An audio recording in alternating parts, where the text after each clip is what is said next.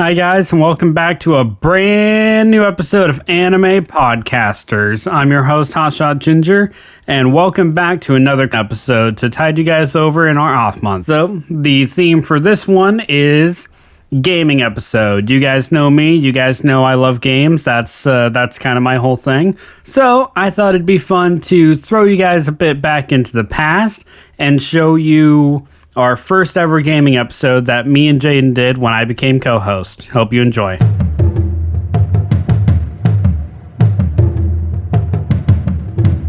Hi guys, and welcome back to a brand new episode of Anime Podcasters. We have with us a new host. Hotshot Ginger is with us. How's it going, buddy? Hey Jaden, it's good to be here and it's good to be your new right hand. Yes, I very much appreciate the input, and I very much appreciate you coming on to this podcast. Before we get into the topic, today we're going to be talking about anime video games. Before we get into that, we have a couple of housekeeping notes to go through, and then we're going to go right into it. We both have 5 video games from anime that we're going to discuss, and that Jaden had to struggle to find, and I found mine like that. Right. Well, let's be honest here. You're more of a gamer than me. Let's not. Oh yeah. I'm probably, if not the biggest gamer in the entire group. Oh yeah, no, definitely. By a large margin, I won't even argue that one with you. So obviously with Hotshot being here and Yuki not being here, we need to discuss why Yuki is not here. Yuki has come to me and told me she decided to take a hiatus from the podcast because she wants to concentrate more on doing her drawings and her art and focus on more personal projects. I told her there's no problem at all, no issue at all. You go ahead and you do whatever you want. I obviously don't want to lock people in and make them feel bad if they leave the podcast. I wish Yuki the best of luck. Everyone here at Anime Podcasters wishes her the best of luck in all of her personal projects. I will also leave a link to her Twitter in the description of the YouTube video for this podcast. Please go follow her, go show her some love, and go support her and all of her endeavors. And she's taking a hiatus, so maybe she'll be back, maybe she won't. It's obviously Yuki was so much fun to podcast with, but I completely understand if she wants to concentrate on more personal stuff. So that is what is happening. So now Hotshot is here to take her place and host Anime Podcasters alongside myself. And Hotshot, for the people who don't really know who you are, kind of introduce yourself, talk about your experience with anime and everything. You mentioned you were a bit of a gamer before. Go right ahead. The floor is now yours. All right, guys. So like Jaden told you, and yes, I know his actual name is Giant Music, but I call him Jaden. It's just easier for me to call that. I've been on many episodes of Anime Podcasters with him. That's just what I call him. Deal with it. But I am one of the members of Anime Podcasters. I've been on a few episodes here with Jaden. My experience with anime is not the best. Out of everybody in the anime and out of everybody in our group, in fact, I probably watch anime the least.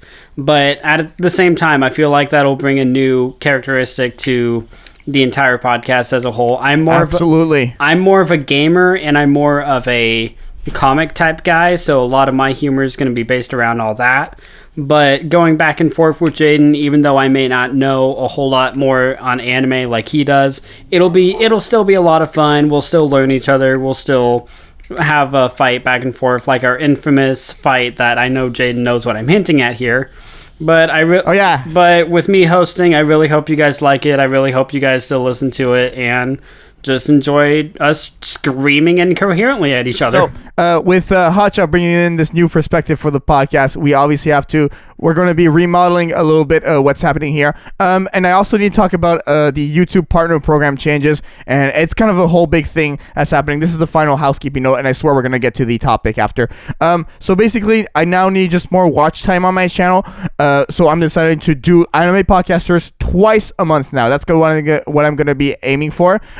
The podcasts are going to be more list-based, so we're going to do anime video games, anime this, anime that, and we're going to give our lists. And we're also going to do, that will be the first podcast of the month, and the second one will be just a big Q&A podcast where you guys can leave us your questions about whatever anime topics, and Hotshot and I will decide our favorite ones, and we will answer them in an episode. We'll just go through a bunch of questions. It'll be a good time. So that's basically what's going to be happening with the podcast, and it's going to be really fun. So Anything else you want to add, Hotshot, before we get into this? The only thing that I will add is this episode, since it's more of a gamer-type oriented episode, I will be your guys' main host for this, though Jaden is still his podcast in the whole. Oh, they were going to figure... You didn't even need to say that. It was going to be obvious.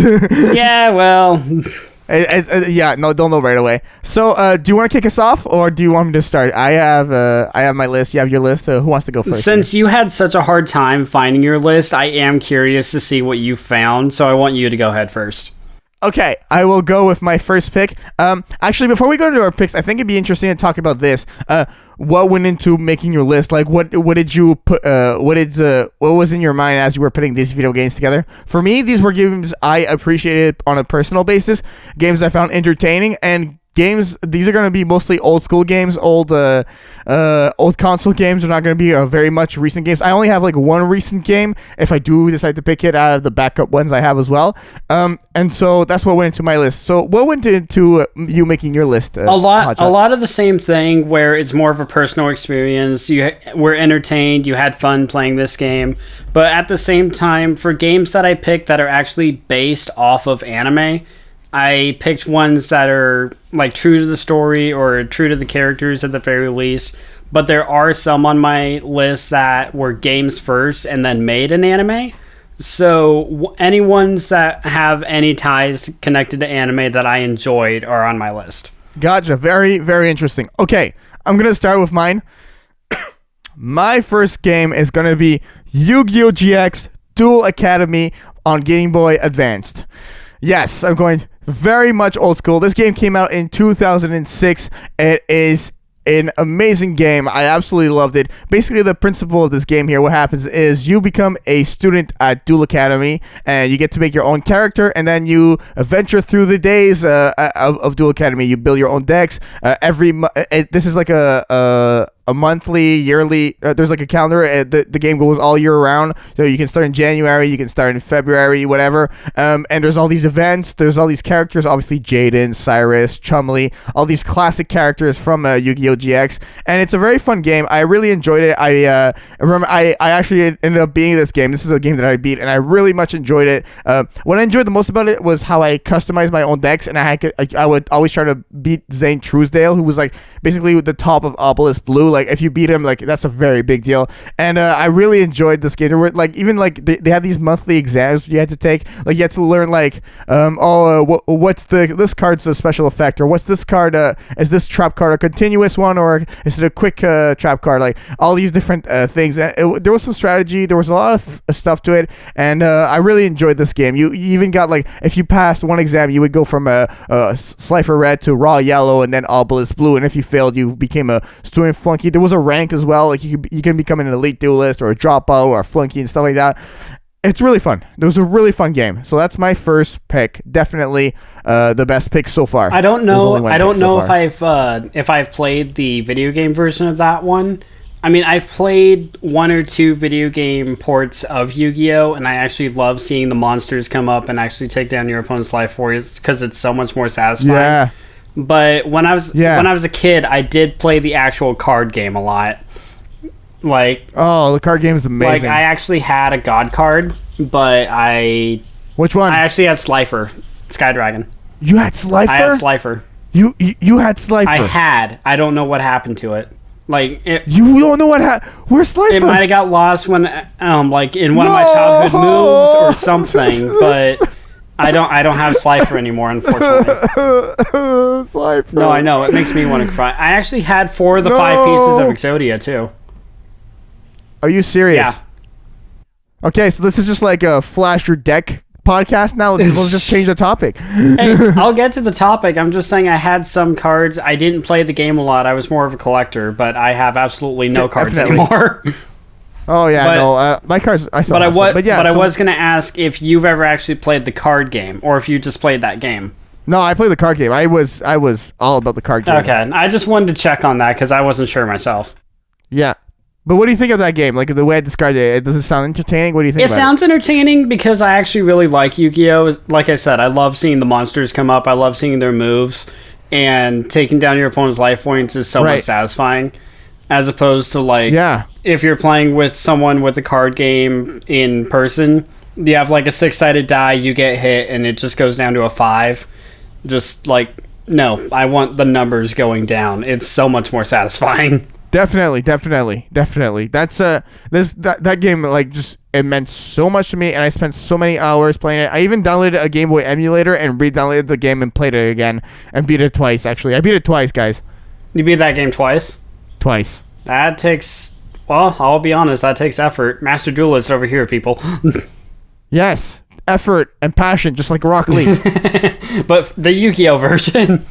Yes. All right. Oh my god. Do you got more, or can I go on mine? No, that was all I got. So go ahead. Your first pick. All right. This is actually probably one of the first anime games I've played. So it's one that's very close to my heart, very dear to me, and I have, I believe, all 4 of the current releases. It's Naruto Ultimate Ninja Storm. Oh, yes. So, go, please, regain me. So, I played the original Ultimate Ninja as well, which is a background and foreground fighter, kind of like a 2D, which, again, is still really fun. It's a lot of fun for the PlayStation 2, but once it hit the PS3, it turned into Ultimate Ninja Storm, which the first one in story mode, you can actually walk around the Leaf Village. There's a move you can do where it's Naruto Cannon, where you actually fling yourself using a shadow clone. Yeah. You can, and you try to catch the shurikens that are all lined up. Yeah, which it's actually really cool when you're walking around there, and you get missions by collecting scrolls or talking to people and getting certain items for them, and then you can then you can relive the eras by going into a menu, picking story arcs, and doing all of that, which is a lot of fun. Though unfortunately, once they hit 2, the adventure mode really went downhill, in my opinion, because it went to you have to go to certain parts and it has to load, and then more part. It was like a top-down view for adventure, but the fights in all the games are still amazing. It's a very open-end 3D style where you can rush your enemies. There's a really good combat system where you can chakra dash, hit your enemies with a combo, get a ninjutsu in, and finish them with an ultimate jutsu. Some characters have certain support characters. There's support characters, yeah, and there's awakening modes that make you even more powerful, and it's just I love it. I loved playing this game, and I still love playing this game.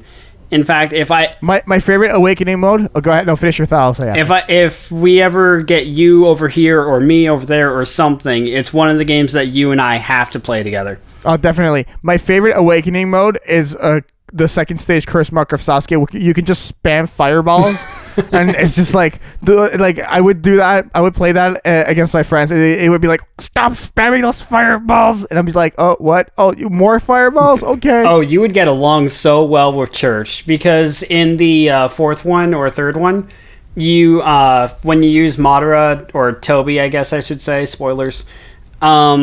What? Madara, Toby, what? When he uses his awakening, he fires double fireballs. So if you keep spamming that, your enemy can like never get close to you, and it's so infuriating. Church loves it, but it's so infuriating. It really is. It is. I could understand it being on the receiving end. Yeah, though in all 4 Storm games, I still cannot even come close to using any puppet masters. I suck at using puppet masters. Oh no, me too. Kakuro, Chio, not happening. Sasori, not happening. I'll take Lee, Hinata, Naruto, like any of those kind of characters any day, but give me a... I was amazing with Guy. My Guy was like... I was really good with him. Oh, seriously? Yeah. I was really good with him, and like in the first one, I would spam those substitutions all the time, and people were like, damn it. Minato was actually one of my tops. Oh, I love Minato. Yeah, as well. he's insane. I love him. All right. Is it my turn? Yep, you are up. Okay, my next pick is another Game Boy game. Yeah, okay. Again, it's all old school. This is Jaden's old, people. Oh yeah, I'm hitting my I don't know, 23 is not that old. Well, I mean, are you a hipster then? You like retro? I don't know. You like retro stuff more than current stuff. I definitely do. Yeah. So I am going to be picking Yu Yu Hakusho Tournament Tactics. for Game Boy as well. It's a really, really fun game. This is basically a game that covers the Dark Tournament arc of Yu Yu Hakusho. And the way this works is that you start off with one character being Yusuke Urameshi. You pick up one more character, and you can pick up to 5 characters. And what happens is that it's like basically like this chessboard kind of thing where there's like all these characters throughout the maps, and you can upgrade your character's power, stamina, movements, health, all that stuff. And they have attacks, and on one turn you can either heal yourself, you could increase your evasion, you can fire an attack, you can move. Wait, so hold up. Did you say this was a fighter for Yu Yu Hakusho on Game Boy? Yeah, I guess it's a fighter, but it's like a basic bit of a chess match. Like you move around, you decide where you go with your characters. Oh, okay, I gotcha. Yeah. It's definitely a fighting game because you have to fight and defeat your enemies. It might not be like a button mash or anything like that, but it's definitely like a tactical thing, tournament tactics. You see, it's in the name. Okay. And this is a really, really fun game that I enjoyed, and it's very strategy based. And being the Yu Yu Hakusho fanboy that I am, I really enjoy this game. I would be the kind of guy who would really come out with these really elaborate plans where I would move a character to a certain spot. It would be like the enemy would be like, "This is so random," and then I would just shoot an attack right through my ally, even just to get the win. You know what I mean? Yeah. And I would just do like all these like really crazy moves, and I would always pull off these really weird things. I would be the kind of guy who would go back to the old maps, go through them 3 or 4 times just to boost my character's level as much as possible, and then I would like go into the next map just to be like super OP. Do you have it? No, I only got that one on emulator. Yes. It kind of sucks when you're talking about games that you fell in love with, but you don't have them anymore. No, I know. Well, I never had them in the first place. I found this game through like the emulator systems on Google and everything, and I'm like, oh, a Yu Yu Hakusho game? I downloaded it, played the first level. I was like, oh wow, okay, this tutorial is really cool, and then I just fell in love with it. Okay, but you have played it, like on the emulator. I've beaten it. I actually beat this game multiple times as well. Okay, gotcha. Yeah. You go all the way to the end when you fight younger Toguro and everything. It's a really fun game. I like it. Yes. I mean, Yu Yu Hakusho is not my strong suit, but I might like it if I ended up playing it. No, definitely. But like this whole idea where it's like, could you imagine like a fighter game with like almost like this chessboard kind of thing where you move characters around? Have you ever done anything like that or heard of a game that's like that? Not that immediately comes to mind. I might have to sit down for a while and think about that. Does that concept like sound like a cool thing to you, or is it outside the box? What do you think? Because it's got some really good reviews. It does sound like an interesting concept to use for a game like that, yeah. Especially when it comes to like you actually have to fight alongside with using tactical movements with it. Exactly, and different attacks have different ranges. It's a whole thing. Right. So it does sound like a really good idea and a really good concept, and even by just your description, I can see why people would like it. Yeah, so that's all I have. All right, sounds good. All right, so this one I haven't beaten yet, and the sequel is already out, but I am currently trying to beat it. Digimon Cyber Sleuth. Ooh, that I've heard of that. Yeah, game. It's a very well received Digimon game. It's very current for the PlayStation 4. So in it, you play as this cyber kid who your body gets basically cyberized, where you can hop into the digital world or the real world at will. Like you don't have a Digivice or anything like that. You can just hop into the digital realm. And you work as a detective's assistant that comes around with a whole bunch of different cases, like supernatural cases, cybercrime, stuff like that.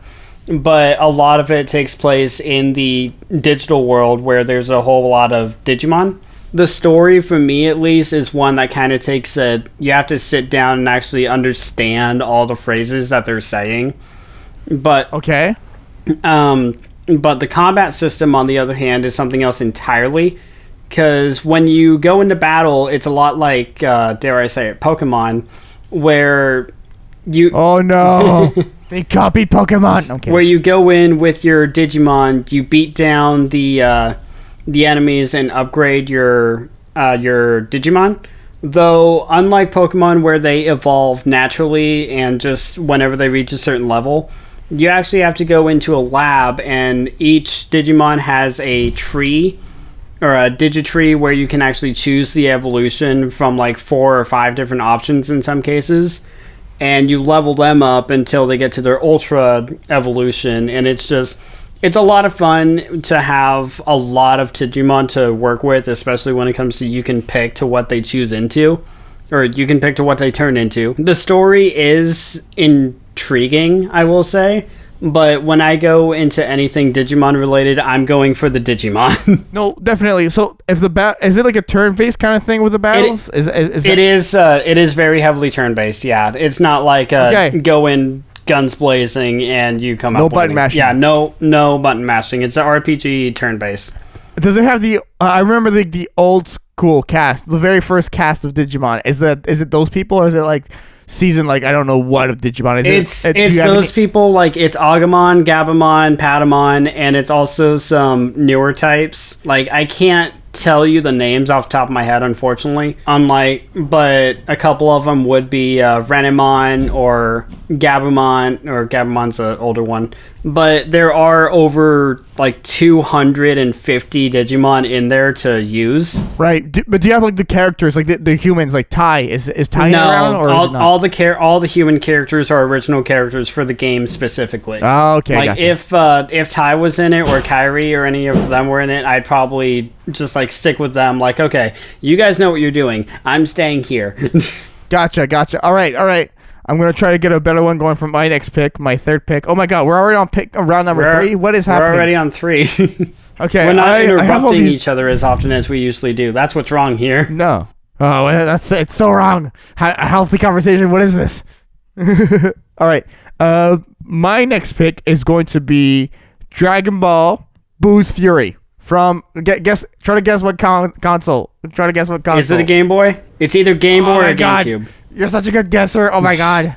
Yes, it is a Dragon Ball Boo's Fury is a Game Boy game that covers the entire Boo arc. And I'm really talking about the tournament, to Bobbity Spaceship, to the Fusion, to Gohan Ultimate Gohan, to the Pataras. It really covers the entire arc of Boo's arc. And it's a really, really fun game. You basically level up your characters. You have to fly around, find the Dragon Balls. There's all these different... it's like the world map. You can fly around. You can run into bandits, and you upgrade with equipment. You can transform into Super Saiyan. You can obviously, there's different key attacks. It's a really fun game. I really, really enjoyed this game, and I played it so much that I had to pick it. But Dragon Ball, it really covers the Boo arc very well. I've played a few Dragon Ball games myself. I've never played one that focuses specifically on one arc. Oh, really? Yeah, because a lot of the games I've played have covered several arcs. Because if you play one arc, I mean, yeah, at the time it seems like it takes a while, but when you really get down to it, one arc is over relatively quickly. Right, but like I feel like those like fighting Dragon Ball games, like let's see, Dragon Ball Budokai, right. The original Budokai on PS2. Okay, let's just take that one. Okay. The Saiyan Saga is covered with one fight with Raditz, one fight with Nappa, one fight with Vegeta. I'm guesstimating here. Obviously, there might be a couple of things, and that's the arc. I mean, I think you're right, but Vegeta might have 2 fights. But I see what you're saying. They shorten the fights down, like to let's say we made a video game.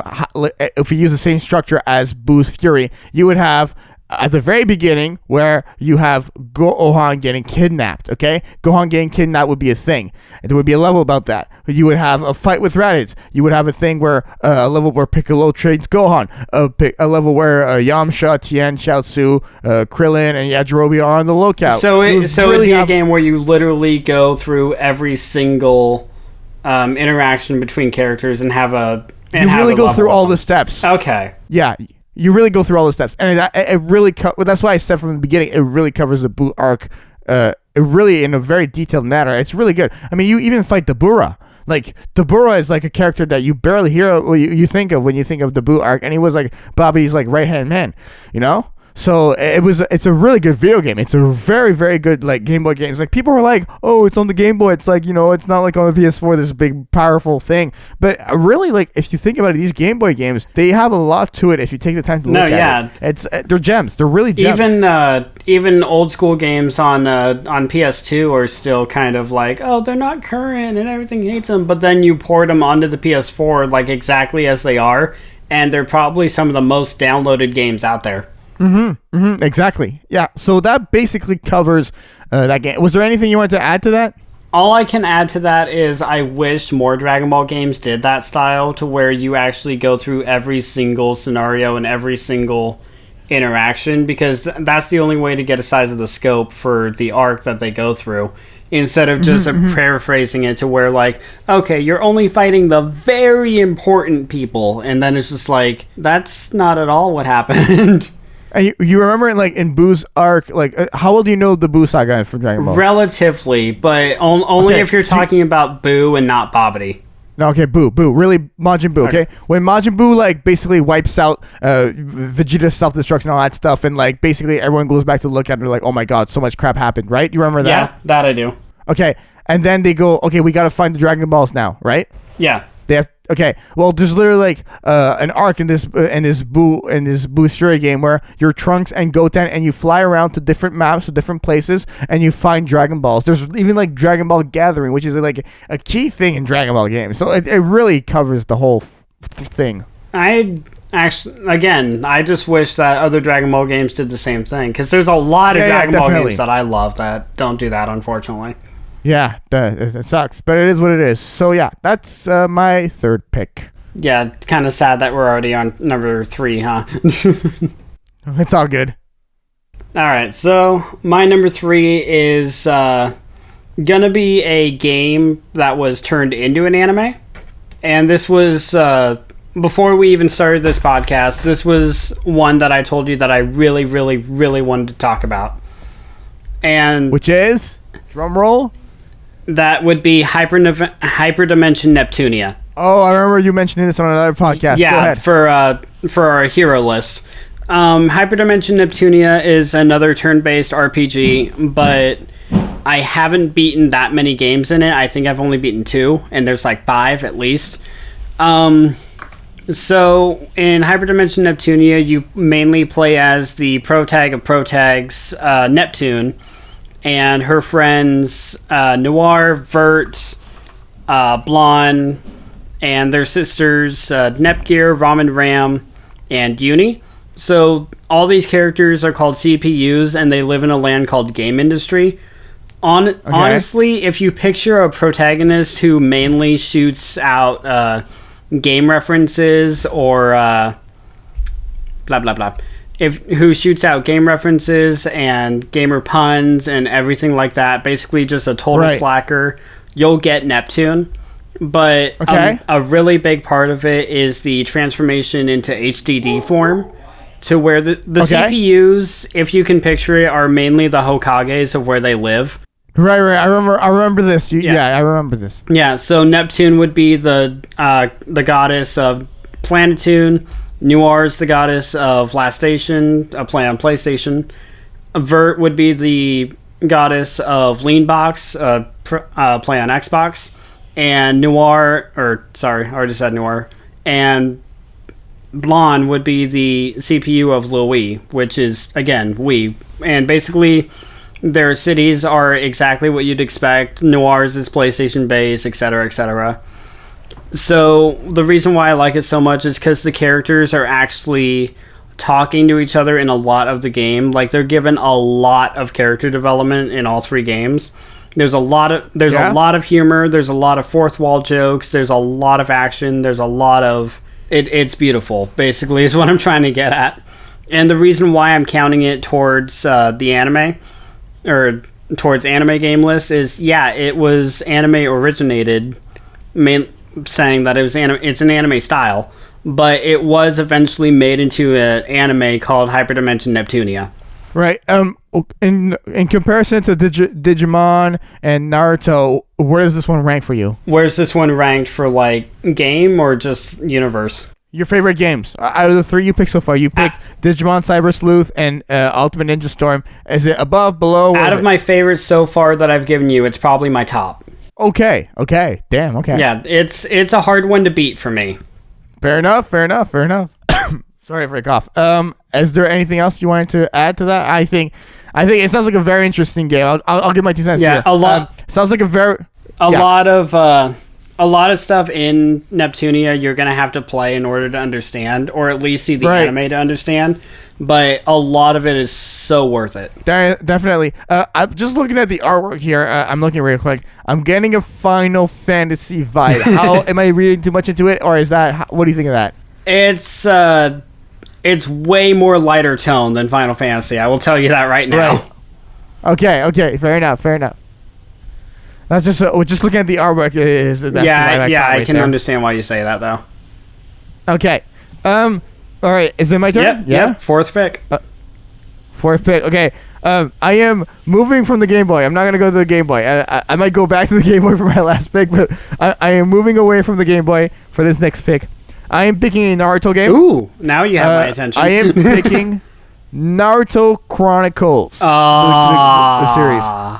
Do you know what I'm talking about? I played and I beat it. You're talking Uzumaki Chronicles? Yeah, Uzumaki Chronicles. Yeah, the 1 and 2 are absolutely amazing. I've wasted so much time on those games. I prefer 2 personally, but Naruto Chronicles is basically the Naruto universe. You really have Naruto, you really have Kakashi, you really have Neji, you really have Sasuke, you really have these characters, but it's like a brand new story. It's never it's not non-canon, and it really like goes on this path where you have all these missions. You really participate as a shinobi of the Leaf Village. And I mean, I remember one of the first missions is to go around and to promote the store in the Leaf Village for all this like ninja equipment, and you have to like hand out flyers, and you have to go around and beat like ninja bandits. And there's really this world map where you can walk around. You never know if you're gonna get attacked by another ninja bandit. And Kabuto's in there, or Orochimaru's in there. You gotta fight them. What I disliked about Chronicles 1 was the fact that when you switch from let's say you could have an ally with you. Let's say I was playing with Naruto and Neji. If I used Neji, unfortunately, I could only use him for a very short amount of time because this chakra bar would decrease. And once this chakra bar was out, then I couldn't use him anymore. But if I used Ninjutsu too, it would lower his chakra. So it was very limited. That was corrected in Naruto Chronicles 2, where basically you could really play as a team of ninjas. So you could have a mission where you're Naruto, Sakura, and Kakashi. And basically in Chronicles 2, you have the Shirogane clan, these puppets, and it follows these like 10 chapters that are really interesting. So overall, an amazing game series. Naruto Chronicles was a gem. I beat it multiple times as well. I enjoyed it so much. What do you think about that game? I've played both of them, and I've also beaten both of them multiple times. And again, like you, I'm actually going to say number 2 is the better one. Yeah. Especially because of the fact that you can play as more characters other than just Naruto. Because, one, you're stuck with Naruto. 2, you can play as Lee. You can play as Sasuke. I haven't played these games in a very long time, but when I did play them for the PS2, I fell in love, and I fell in love hard. Yeah, man. A lot of Naruto games specifically are really hard for me to turn away from. Mm-hmm. But this game is so much fun. It just you lock onto your character, you got your ninja tools, you got your ninjutsu, and you also had the ninja plates where you could like upgrade your skills and throw in like a improved taijutsu health or whatever you want. If I remember correctly, there was even a way to use sexy jutsu as a parry. Like you could use where if they hit you when you're in sexy jutsu, you teleport behind them and just start wailing the crap out of them. Or what I would do is like spam Shadow Clone Jutsu and then just use Sexy Jutsu and it would do a harem jutsu. Oh yeah, and that you just knocked out the entire row of enemies there. Or obviously the Rasengan and it's a great game. I'll be straight up. Harem Jutsu is probably what I ended up using the most when I used Naruto. I would actually spam Naruto Uzumaki Barrage. Oh seriously? Oh yeah, because when you slam them down, it sends a shockwave and it gets a whole bunch of guys at once around you. Yeah. Oh god, I'm gonna have to find a way to pick those games up again. Now I want to play them. No, it was great. It was great. Or if you use Kakashi, and what I would do is I would lock onto an enemy super far away and use Lightning Blade, and Kakashi's Lightning Blade, he like runs with it. So I would end up like hitting like 6 or 7 people with the Shidori. I'm feeling such nostalgia right now. No, it's an amazing game. It's really an amazing game. And Chronicles 2 also had the survival trial where you could like fight against like ninja bandits and puppets, and then you would fight against like tag teams of Naruto and Sasuke and Kakashi and Sakura. All these great missions. I loved it so much. I cannot blame you at all. You got any more? Because I got nothing else other than just gushing over it. That's what I love. Actually, one last thing. Go. Chronicles 2, what I enjoyed about it was obviously the storyline Shirogane clan, but also the side story with the Akatsuki, and you can actually fight Itachi and Kasami with Kakashi and Guy. That was a really fun side story that they added. You had to beat the game multiple times to unlock it. It was like Kakashi's like side story. It was really cool. So yeah, that is all. That's all? Aw, I was hoping for a little bit more. It's really fun to talk about that one. I mean, if you want to add more, go ahead. I got nothing else, though. That's the problem. Yeah. All right, your turn. All right, so I'm going to say straight up, if you ask Yuki about the game I'm going to tell you about next, she will have a million things to say about the game and the anime. And... oh, obviously, it's Soul Eater. Oh, yeah, of course. I mean, haven't you seen the game for it? Do they have a Soul Eater They actually game? do. It's a fighter, but that's not the one I'm talking about. Oh, I actually, like, generally. Anyway, go ahead. The game I'm talking about is Danganronpa. Oh my gosh, he always talks about Danganronpa. Right? Yeah. Yes. So consider this a little tribute over to Yuki. So Danganronpa is a crime-style game where you collect evidence and then you go to a trial. At the end of it, find out who's guilty. But at the same time, before the trial even happens or the evidence collecting even happens, you go around with your fellow students who are trapped in this Hope's Peak Academy. You're all trapped. You have no idea why. All your memories are gone. And you're building relationships with these other characters. You're following the rules. But then a sinister plot happens where the headmaster has you trapped here in order to play a killing game. Basically, the only way to escape the school and out into the real world is to kill your classmates and get away with it. So for a while, everything seems to not go that way. Everyone just seems to be fine living at school. But then the headmaster, Monokuma, gives you a motive, and one of you follows this motive, kills one of your classmates, and after you gather all the evidence, you go into the class trial, where if you pick the wrong person who committed the murder, everyone else gets executed and the murderer goes free. But if you choose the correct person, then they get axed, and you guys live out your lives in the school until one of you gets away with it. Damn, okay. That sounds like a very complicated plot. It sounds very like you gotta put a lot of thought into it, and like basically like you could at times it is a very head-scratching kind of game because sometimes you won't remember all the evidence, or you'll have to think specifically about why they're saying what they're saying. Right, exactly, right. But in the trial, the actual gameplay is you have evidence as your bullet points, and when you see someone telling a lie or truth or something, you have to shoot whatever relates to what they're saying into a certain point, and it will either erase what they're saying and bring up an argument against it, or it will agree with what they're saying and let the argument continue, bringing you guys closer. That actually sounds really cool. It's really cool, but if you're not into the patience for when it comes to thinking about like the evidence for yourself and everything like that, the anime itself also does it really well, because the anime is a scene by scene of the game, and even when they're in the trials, it shows you a little bit of what the game does. Damn, okay, really cool stuff. Yeah, and just talk to Yuki about it if you're at all curious. Just be prepared to have a very long, very one-sided talk. Okay. Was that everything you have to say? Because I have never played this game or watched the anime, so all I want to know is that have Yuki and I made you curious about it? Honestly? I don't know. No? Honestly, like, it sounds cool. I won't deny. I can appreciate the art of it and everything, but I'm drawn into so many different anime series that like I like peeking my head out of my hole, be like, what's this? It's got to be more intense. Okay, I can respect that. So, all right. So now we're on our final picks. You cannot have a podcast about anime video games without my final pick. Hotshot. Well, I mean, you can. It just would be a very bad idea. It would be a horrible idea. Not to mention the classic Pokemon games on Game Boy. Yes, I'm going back to Game Boy. Pokemon, come on. Who cannot appreciate these games? No one. What? You don't like them? No, I love Pokemon. I just wanted to screw with you.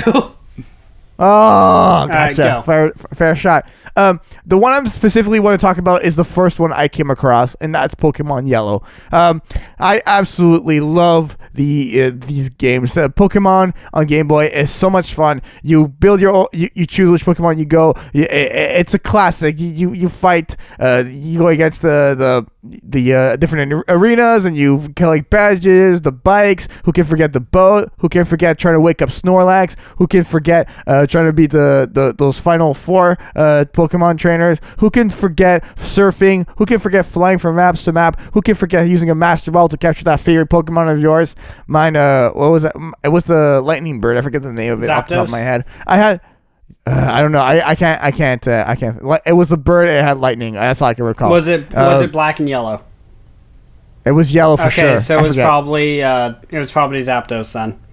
Okay, gotcha. I loved this game so much, and I replayed it so many times, and wasted so many hours of my life on it. And it was such an amazing game. It's a classic. It's the staple of the Game Boy, in my opinion. More than Mario, in my opinion. I'm going to go out on a limb and say that. Yeah, right. That is my pick, and I know you have something to say about it. Now, I played Pokemon Yellow myself on Game Boy Color, but my favorite Pokemon game has to be Gale of Shadows for the GameCube. Gale of Shadows for the GameCube. Okay, yeah. Go ahead and tell me a little bit about that. It's a lot of the same thing. You're a trainer, and you start off with a Eevee, but somehow some Pokemon are being corrupted, and it's your job to find these Pokemon, and you actually have the ability to steal Pokemon from other trainers because they're corrupted. So what you do after you catch them is you use them in battles, and as well as leveling up, they also takes away the corruption from them, and you purify them. And basically you get through this entire storyline with everything, only to find out that you have a Master Ball, and the cause of all this corruption is a negatively influenced Lugia, and it's your job to capture him and purify him. There's a whole lot of story elements and a whole lot of other backstory on there that I'm missing, but that's what I remember since it's been so long since I played it. But I love playing it every single time. Right. But going back to the Game Boy Pokemon games, was there anything you wanted to add about that? Other than the fact that I wish I played it more, like classic Pokemon, be it yellow, red, or blue, I don't really have anything else now. All right. Well, then, it's your final pick. All right. So... Go ahead. So, if you guys are under 18, you're not going to want to hear what I have to say. GTA 5. It's gonna be... No, it's not that. It's a game series called Senran Kagura. Senran Kagura, of course. Yes. Do you have any idea what that is? I've actually heard of Senran Kagura, okay. Yes. I've come across it on my newsfeed here and there. Have not dabbled that much more into it. Cool. So it is a hack and slash game to where you're one ninja character and you're slicing around like armies of grunts and everything until you get to the one main villain in that stage where you beat him down, and that's the end. But again, not the end of the game, the end of the level or stage. But the catch is that all the girls are all the characters are female, and all of them are very heavily, shall we say, fan servicey.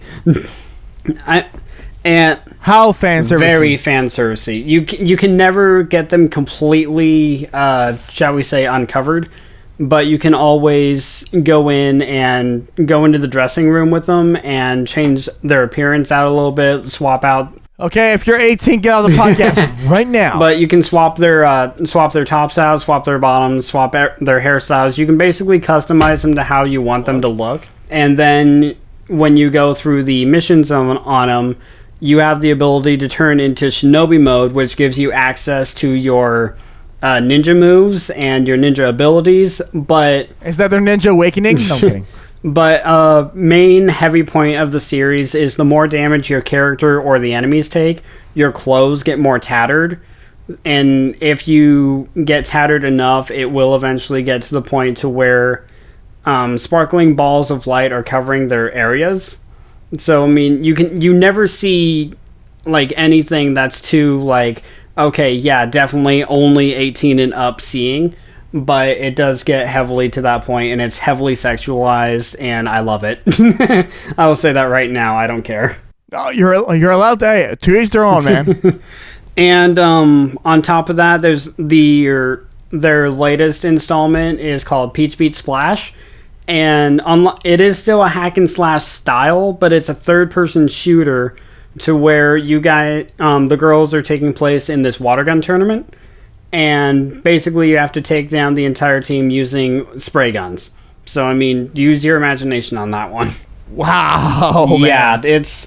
It's a series that actually Kyokai told me about at first, but I ended up buying it and I ended up playing it.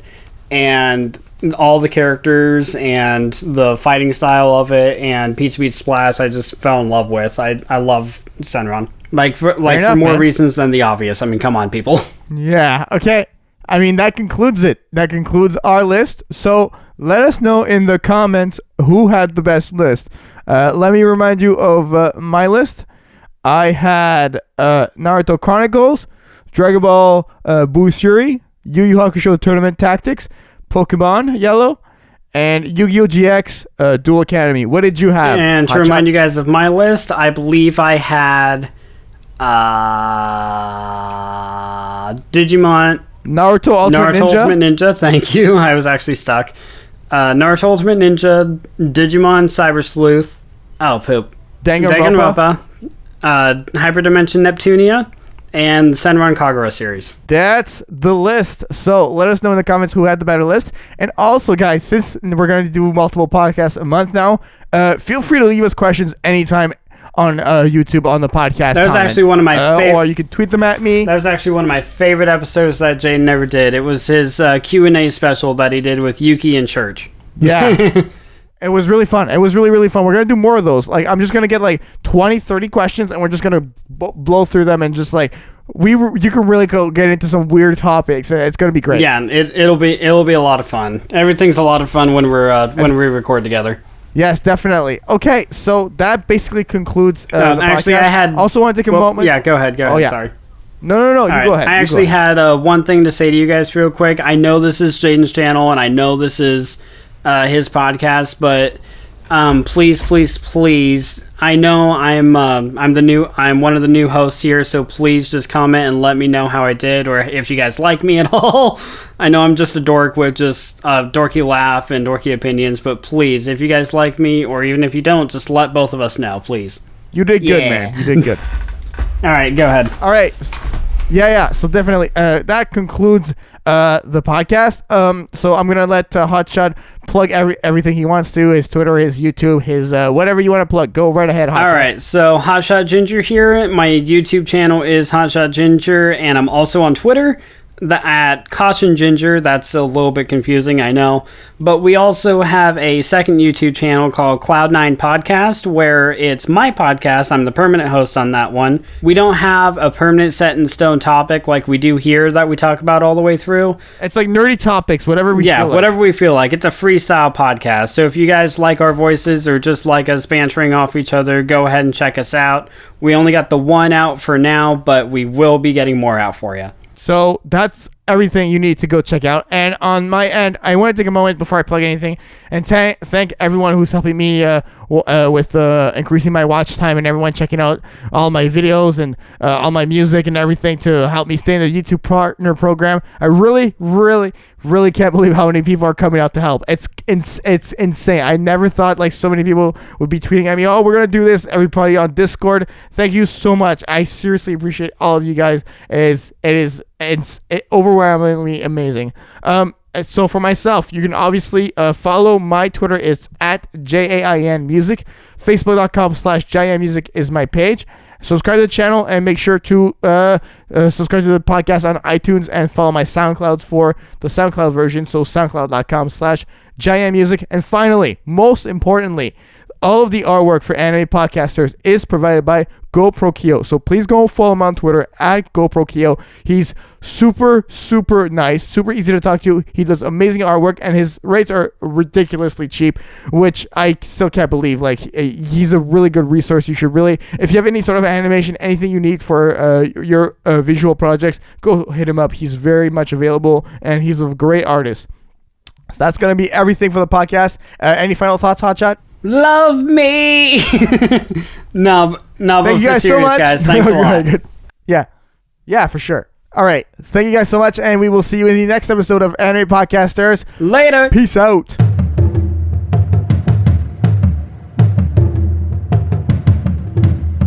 Wow, how things have changed. Holy dang. Okay.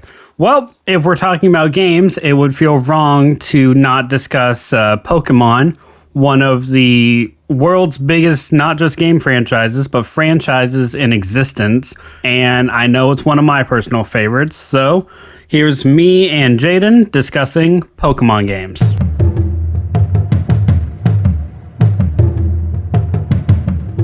Hi guys, and welcome to a brand new episode of Anime Podcasters. I'm your host, Hotshot Ginger, and with me I have my fabulous co-host, Giant Music, now available on Amazon, iTunes. No, okay. Yes, Giant Music, I'm here. Hey guys. I'm happy to be here, Hotshot. Good times. Happy to have you. So, as you guys can see, we've completely switched the roles around for this podcast. So, I'm the one doing the intro, I'm the one running the ship, and then Giant is just kind of here. Yeah, but honestly, like, you've done the intro a bunch of times that it's not weird to me anymore. No, me doing the intro, yeah, that's totally fine. But me actually, like, introducing the podcast and everything else, that we've I've been introducing the podcast horribly, and then you're going to correct me. That's how it's going to go, okay? Yeah, exactly. All right, so let me go ahead. Okay, hi guys. So this is the topic. Right. We're talking about this show where like there's like animals and you can like throw balls at them and then they get captured. Good God. Okay, wait, I'm not done. I'm not done. Before. Okay, and then like that's like the show basically. There's like this kid and he like stays useful forever and he collects like all of them, and then there's like video games of that series, and like Hotshot has a list of them, and we're gonna talk about like what the games do.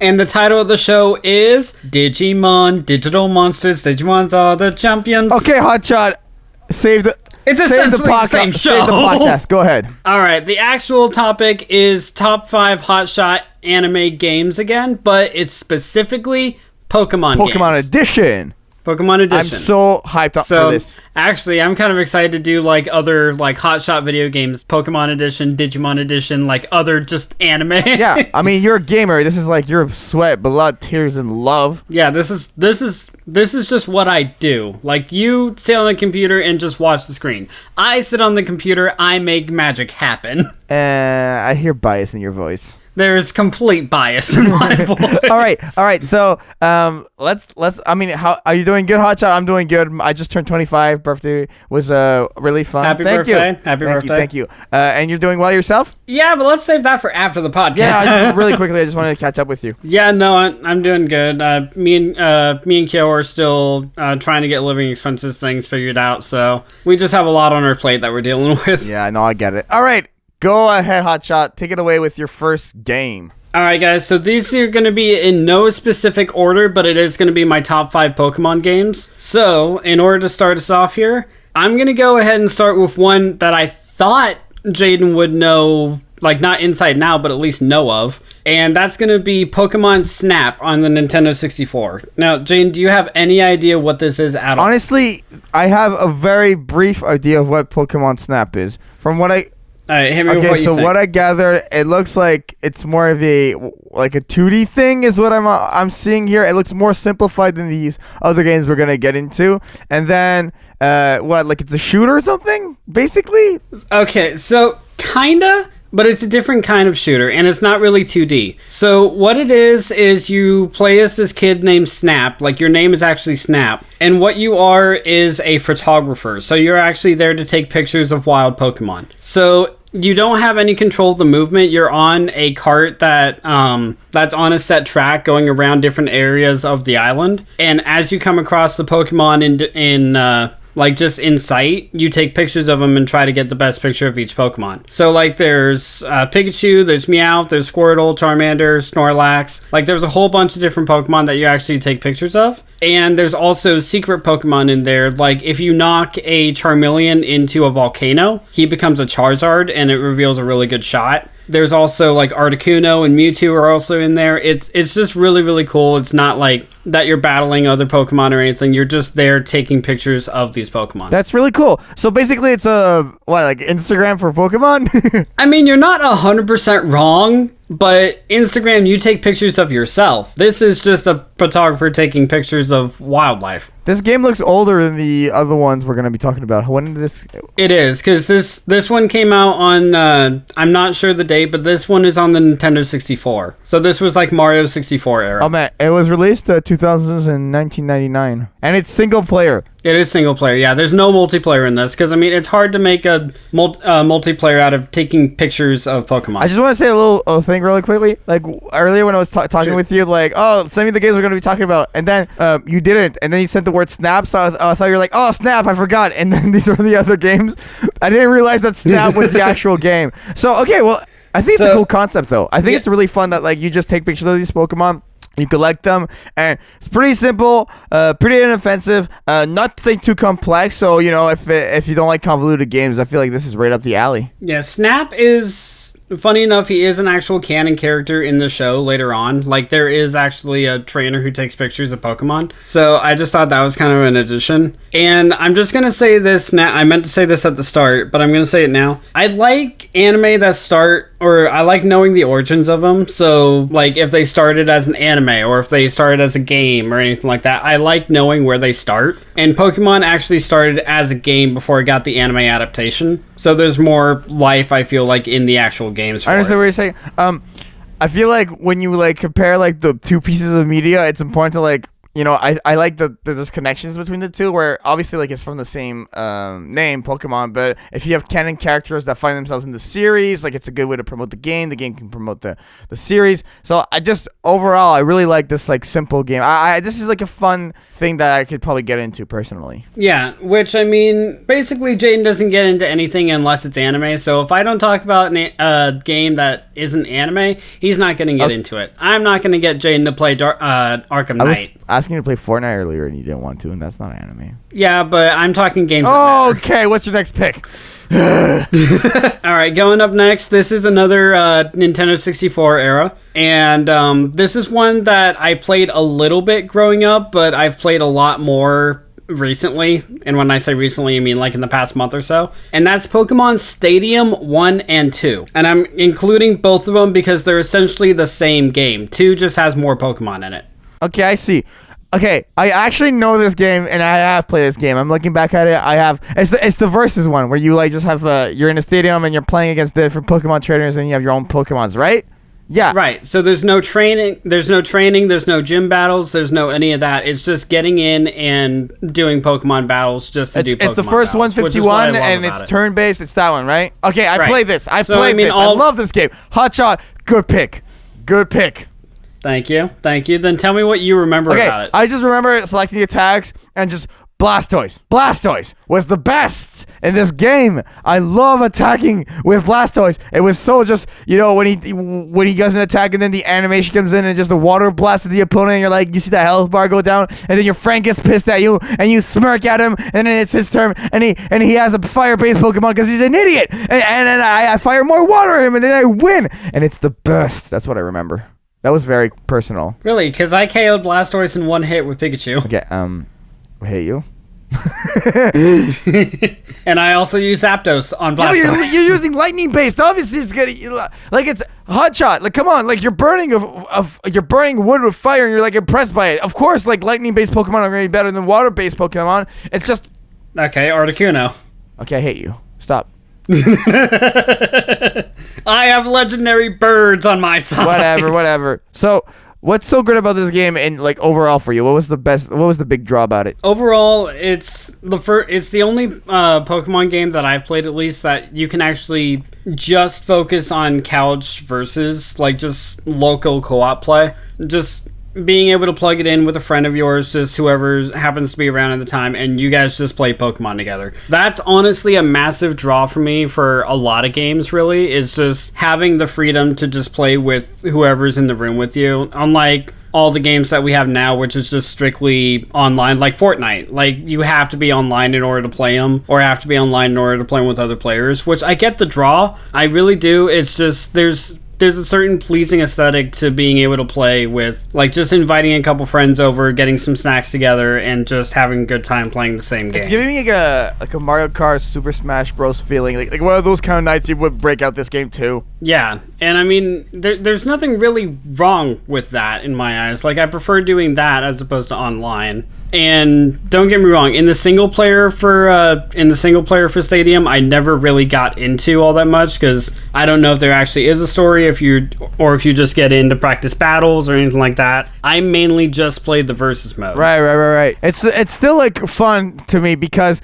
like the versus mode was just it was like the cream, the crop. Like it was the entire game. The game engine was entirely based on that. Basically, the whole point of buying this game and using these Pokemon and like customizing your Pokemon and customizing your teams to have the best chances. But like the thing with this game too is that you can customize your Pokemon as well as you would like, but it's never going to be the perfect team because each Pokemon has its strengths and weaknesses. So overall, great game. And I will say, like I said, lately, me and Kyo have been playing this, and just to keep things fair, because first player always picks their Pokemon first, right? So what we do is whoever's picking their Pokemon, they'll just shield their eyes. So like we don't know who's going into what with what kind of Pokemon. So it's an actual trainer fight instead of like, say I pick a team of entire fighter starters and he's watching me pick my team, and then it's just Blastoise, Squirtle, Articuno, like basically just so we don't have the upper hand on each other. Right. I see what you mean.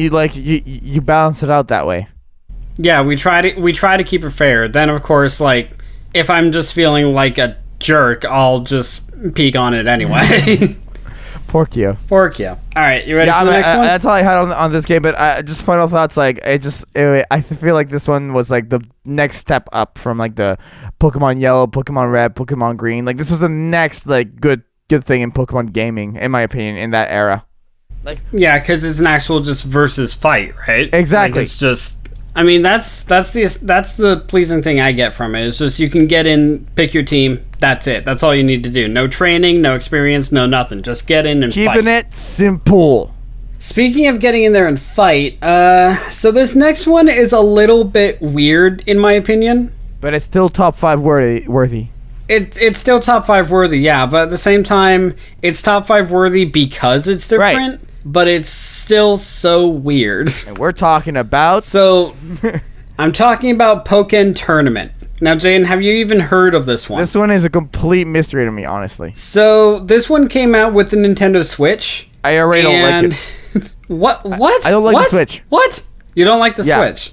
So okay, let's get into that for a second. Why don't you like the Switch? Start. I play with his friend, and his Switch always crashes. It's never good, and it's just super annoying. So I don't like the Switch. Really? Because my Switch is doing just fine. Well, different countries, different problems. Yeah, so I have a better Switch, and you have better healthcare. Priorities. Oh my god. So Pokken Tournament. All right, So Pokken Tournament, it came out with the Switch, and unlike other Pokemon games where like you find trainers and you find trainers, battle against them, train up against them, or wild Pokemon, you catch them to battle gym leaders, you don't do any of that here. This, you just pick one Pokemon, and it's a fighting game that you pick that Pokemon, you control that Pokemon. You can punch, you can kick, you can jab, you can throw. It is a fighting game, but only for Pokemon. So you stick with the one Pokemon you pick the whole time, and that's all you... No, so I mean, you have the options to pick from a roster, but from there's Blaziken, there's Machamp, there's Pikachu, Charizard's in there, Lucario's in there. It's a really odd spur of character. I'm looking at the options here, and what, like Charizard, Croagunk, Darkrai, Decidueye. Oh, I can't say these names, man. Gengar. So it's really random, and there's not that many. There's like what, 20 big tops? There's like 12 to 15 that you can actually pick from, yeah. But it's just really weird, and especially when you consider the fact one of the 15 is Pikachu in a Luchador costume. Yeah, I saw an option called Pikachu Libre. Yeah, again, it's a little odd, but I like the fact that it's that different because, like, don't get me wrong, I love all Pokemon games that I've played. Like, I love fighting the trainers, I love catching wild Pokemon, but there's just something about just picking one Pokemon and just absolutely controlling them like you would say in Street Fighter, and just absolutely wrecking Pikachu or Charizard. It just feels amazing. Why is the roster so odd, though? I'm actually confused about that. That one, I don't know. That one, I mean, obviously I had no say in who goes in the roster, but I do find it a little bit funny that you, again, have Pikachu and then you have Lucario, or you have Charizard and then you have a ghost type. It's just like, these aren't, if you're gonna do a fighting game for Pokemon, Pikachu I can kind of understand the leeway on, but pick fighting type Pokemon. Like, where's Hitmonlee and Hitmonchan? Right, but I feel like these are the most popular ones, no? No, not at all. Like, Blastoise is Blastoise is in there, isn't he? I'm looking at the list. He's only available on the Switch. He's not available on arcade or the Wii U mode. Okay, so he's only available on the newest one, I guess. Maybe it did come out with the Wii U. I thought it came out with the Switch. It came out in an arcade, Wii U, and Switch is what I'm reading here. Okay, I thought it was released like the release date of the Switch. I could be wrong on that, though. And the Switch is the only one where all the Pokemons are available. Are available, yeah. It is a very chaotic, like, spur of who you actually get to pick as, but you pick who you want to be. So say you pick Charizard, and then you just get in a wrestling ring, and you just basically go until their health depletes. There's no commands from the trainer like flamethrower or anything. It's just scratch, claw, throw, flamethrower, hydro pump, whatever you do. There's special moves you can do, which is just like their Pokemon abilities essentially that you can perform, and there's no, from what I've seen at least, there's no distinct advantage from picking types. So like Blastoise isn't going to have an advantage over Charizard. It's just, you're just there to fight. No, exactly. I understand. I think it's really cool. Like, I think my favorite mode would probably be arcade. This is a very arcade-like game to me, where you get your joystick, you get there with your buddy, and you play Pokken Tournament. Like, a tournament-based arcade game with Pokemon is it's a very cool concept that I can definitely wrap my mind around. And I really like the idea where you take the single Pokemon, and that's your fighter. You know what I mean? And, like, you just try to win the battle, and they all have their own moves, and the gameplay looks really cool from what I'm gathering here. The concept art is amazing too. So yeah, no, really cool game that I didn't know existed. Like, I'm actually, like, this is what I enjoy about these gaming podcasts with you, is that, you know, like, this is like a universe, a dimension that you know very well, and I feel like I'm learning as I'm podcasting with you, which is really, really cool. Which is honestly how I feel a lot of the time just podcasting about certain anime. Like, especially when we get in our list podcast. Oh, yeah. There are some lists that we do where you do picks. I'm like, I have no idea what you're saying. Yeah, same here, man.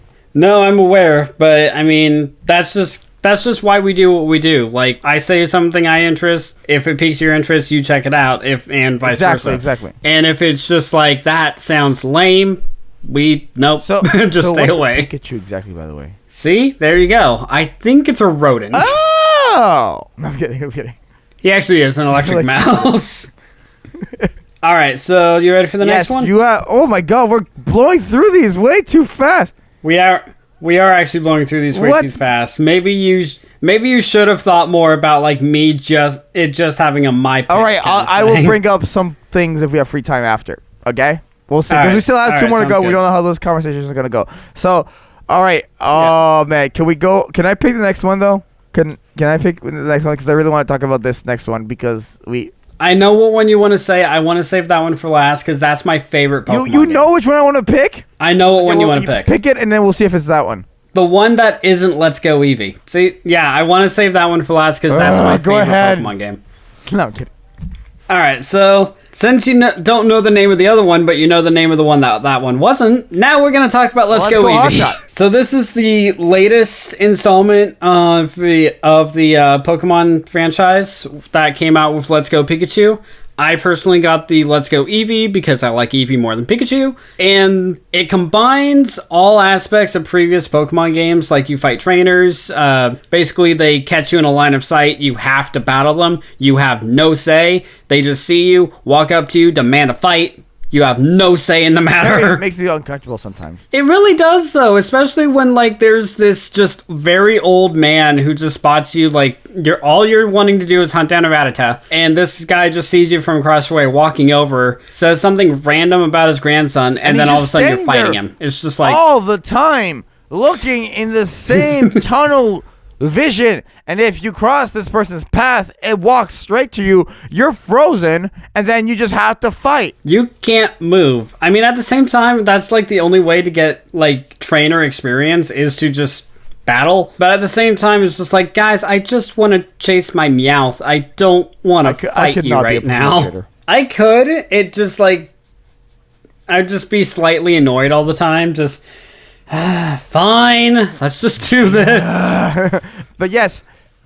But what I meant by it combines aspects, like that's just kind of pour the course for Pokemon games. It's just a trainer sees you, you have to battle them, that's that. But instead of wounding and wearing down a wild Pokemon when you encounter them, it goes to the Pokemon Go format, where instead of battling them, all you have to do is actually throw a Pokeball at them and catch them. And then they're yours. You don't have to battle them. You just have to make sure the Pokeball hits. Okay, I see what you mean. I'm reading here something about it, and I'm actually really interested. Apparently it has a Pokemon Go integration, which, in my opinion, in the last decade, the most popular Pokemon game was Pokemon Go. What do you think of this, this game having it like an integration for Pokemon Go? Like, does that not speak to the popularity of this mobile game?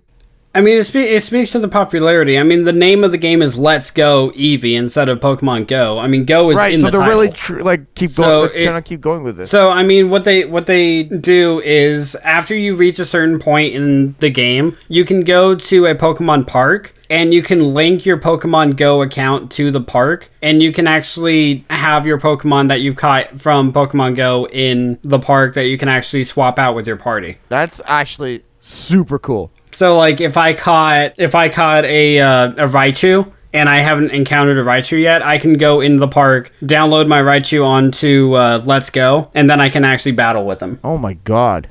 Yeah, it's actually really cool, but the problem is I just haven't played Pokemon Go all that much since it came out. I played it quite a bit when it started, and then just data plans and stuff like that, I just didn't have it on all the time, so I didn't play it. I'm reading here the sales as of January 6th, 2019. How many units do you think this game sold in Japan alone? Well, Let's Go or Pokemon Go? Let's Go. I'm going to say 23 million. You are the worst highballer ever. Am I so even far. close? Is it more or less? Far less, man. All right, 2 million. Bit more. 1 million? 1,025,000 or 2,500,000? No, it's 1,400,000. Yeah, I wasn't that far off on my final guess. Less. I'm just saying, like, it's a very popular game, and obviously, like, this one's the latest one right now as we're recording. This is the latest one that's out right now. Yeah, as we're recording, there's hype for the newest one coming out this December, which is Pokemon Sword and Shield, but that one isn't out real yet. Quick, what's that one about? Sword and Shield, I'm honestly not entirely sure. I just know that there's 3 new starters and a whole lot more Pokemon actually added. My favorite I already have a favorite starter, and that's Score Bunny. That's a bunny that starts fires with his speed, and I love him. Does he start fire with his lifting speed? And yes, it's always with lifting speed. He lifts things so fast that everything around him catches fire. Okay, good. That's good lifting speed. It's very good lifting speed, and also fuck you. I actually have a noob question to ask you. It's okay. Shoot. How many Pokemon are we at? Oh, like currently? Like, how many Pokemon are there actually? I have no idea. I gave up after 45 or 450. Give me your final thoughts. I want to go look it up. I'm going to look up the number. Okay? So go ahead. Okay. So final thoughts on Let's Go Eevee. I love the fact that it is just a Let's Go or Pokemon Go is the way you catch your wild animals or wild Pokemon. And I do honestly like the training or fighting trainers every time they see you, even though it is kind of daunting at times. And it never feels like it's too restricted. Like, you just talk to people and you go on and have your Pokemon adventure, and that's really all it is. And there are gym battles. I haven't beaten this one, but there are gym battles you have to do in order to eventually get in to defeat the Elite Four again, or Elite Six in this case. Are there 6 or 4? I don't know. Anyway, I don't either. Like, you get 6 gyms, but then it says there's Elite Four or the Elite Six. I can't remember the actual number. So I haven't gotten to that point yet, but I will say I've spent well over 100 hours just catching Pokemon and battling other trainers. And, like, just earning my my Pokemon up. Like, it's progressing like any other game. Yeah. Oh, and there is also a trading system where, you can actually trade with other players of, like, Let's Go Pokemon, or Let's Go Pikachu, or Let's Go Eevee. So, like, if you want one of theirs, you can trade them one of yours. And there's also trading in-game that you can do on your own. If you find a computer that has an Aloha-type Pokemon, so, like, if they have an Aloha Diglett, you can actually trade them a normal Diglett for that Diglett. And then you have an Aloha on your team. All right, Hotshot, please don't highball. How many Pokemon are there right now? Okay, this isn't me highballing. This is actually me doing a serious guess. 675? 975? 742? 807. That's actually insane. It is, but I thought it would be well over 1,000 different right generations now, of if I'm being completely Pokemon, honest. If you didn't tell me not to highball, I probably would have said over 1,000. I know you would. That's what I said. And number 807 is Zerara.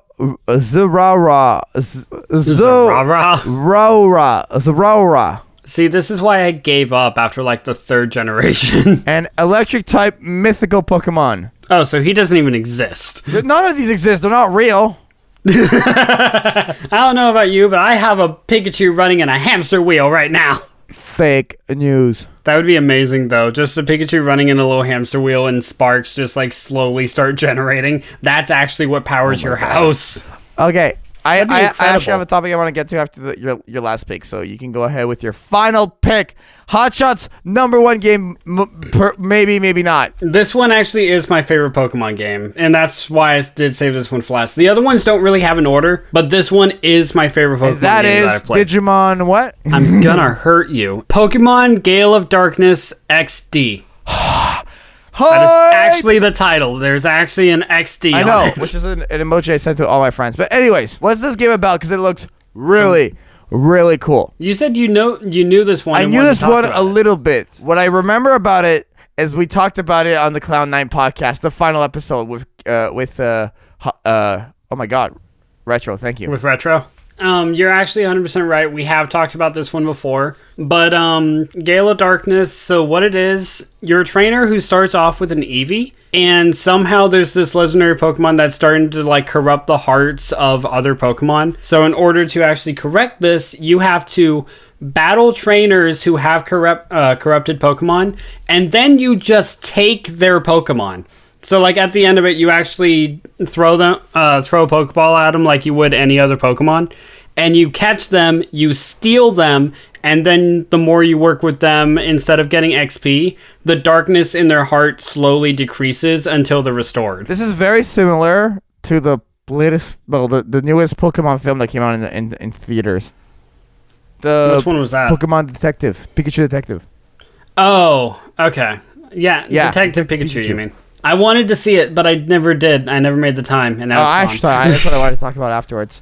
But anyways, so okay. So these Pokemons are corrupted, and basically you have to go around and, like, heal them. Yeah, and in order to do that, after they get enough XP, essentially, so, like, after they start flashing that you've cleared the darkness, you take them back to essentially a Pokemon Center. They clear them, and then they can become a permanent part of your party. How many can you have in your party at once? I think you can have 6. You might be able to have more, but I think it caps out at 6. That's the standard number. That's what I was thinking. Yeah. So, like, and I believe you can actually swap out your starter in this one. Like, all the other ones, you need your starter in them, I believe. But in this one, you can actually swap out your starter. Which is never a good idea, in my opinion, because your starter is your bread and butter. It's what you built the foundation. No, yeah, because you start with them, your first battle is with them, you keep them, and then they eventually start going up. Like, my first playthrough of this one, I actually evolved my Eevee into a Flareon. Really? Yeah, you can evolve your starter in this that's one. Actually pretty cool, though. Yeah. But I mean, like that's actually a thing that you had to look up. Like, you can go to several different cities. You can get a fire stone or a water stone, electric stone, whatever you want to evolve your Eevee into. Like, there was a Umbreon, Espeon, Flareon, and you can evolve your Eevee. All right, I have two things I want to ask you. First of all, I'm seeing here on this article that there's Pokestops in the game. What's that about? So Pokestops are where you go to actually clear the darkness. That's where you go to heal. Okay, your I see. And there's Pokemon. like several like throughout the map. Like, are you walking through a map? Like, what's? So you're walking through a map. You're going from town to town to town. Like, you are still doing gym battles and stuff, essentially, but your main focus is finding the cause of like why Pokemon are corrupted in the first place. And it's a standard Pokemon structure with a bit of a twist, basically. Okay. Yeah, kind of.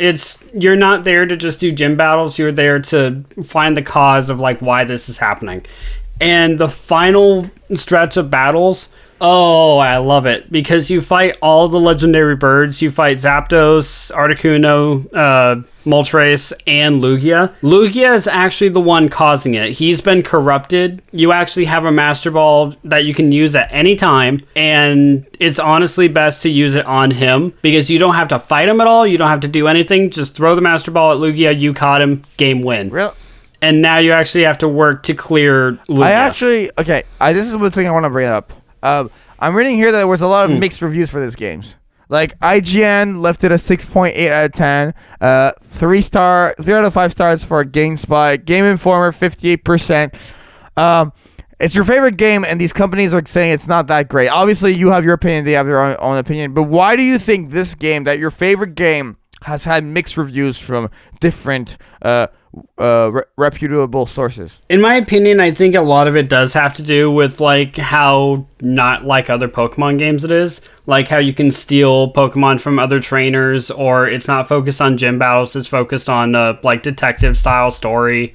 Like, just stuff like that, or the fact that you don't battle like one-on-one Pokemon, you can have 2 out at a time. Right, so just because it's more offbeat, that people aren't used to it, it's kind of a curveball. And I think so, and it's also, I will admit, when you get into the story, it's really, really convoluted. Like, Pokemon just standard story is train to be the best there ever was. That's it. That's all you have to do. And in Gale of Darkness, there's a lot of investigation of like, who's causing the darkness spell, or why is this happening? Come on, Eevee, let's go investigate. Right. Like that kind of thing. It's treated more as just like your run-of-the-mill RPG than it is a Pokemon game. Because it's treated differently, that's why it's not as well received as other games. I think so, because a lot of people are just relaxed to the formula of Pokemon games at that point. And this one came out on the GameCube, so it was more of a 3D model to it as well. But it's just, there's a lot of steps in it. It's been a long time since I played it, so I can't really refresh everything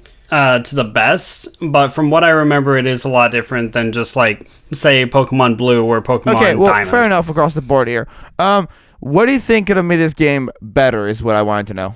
I honestly love the fact that you actually have a purpose for catching the Pokemon now and clearing them. Like, you can collect all the Pokemon still, don't get me wrong. But it's just the fact that you steal Pokemon and you work to clear them and work to heal them, essentially. I just love the fact that you can steal other Pokemon.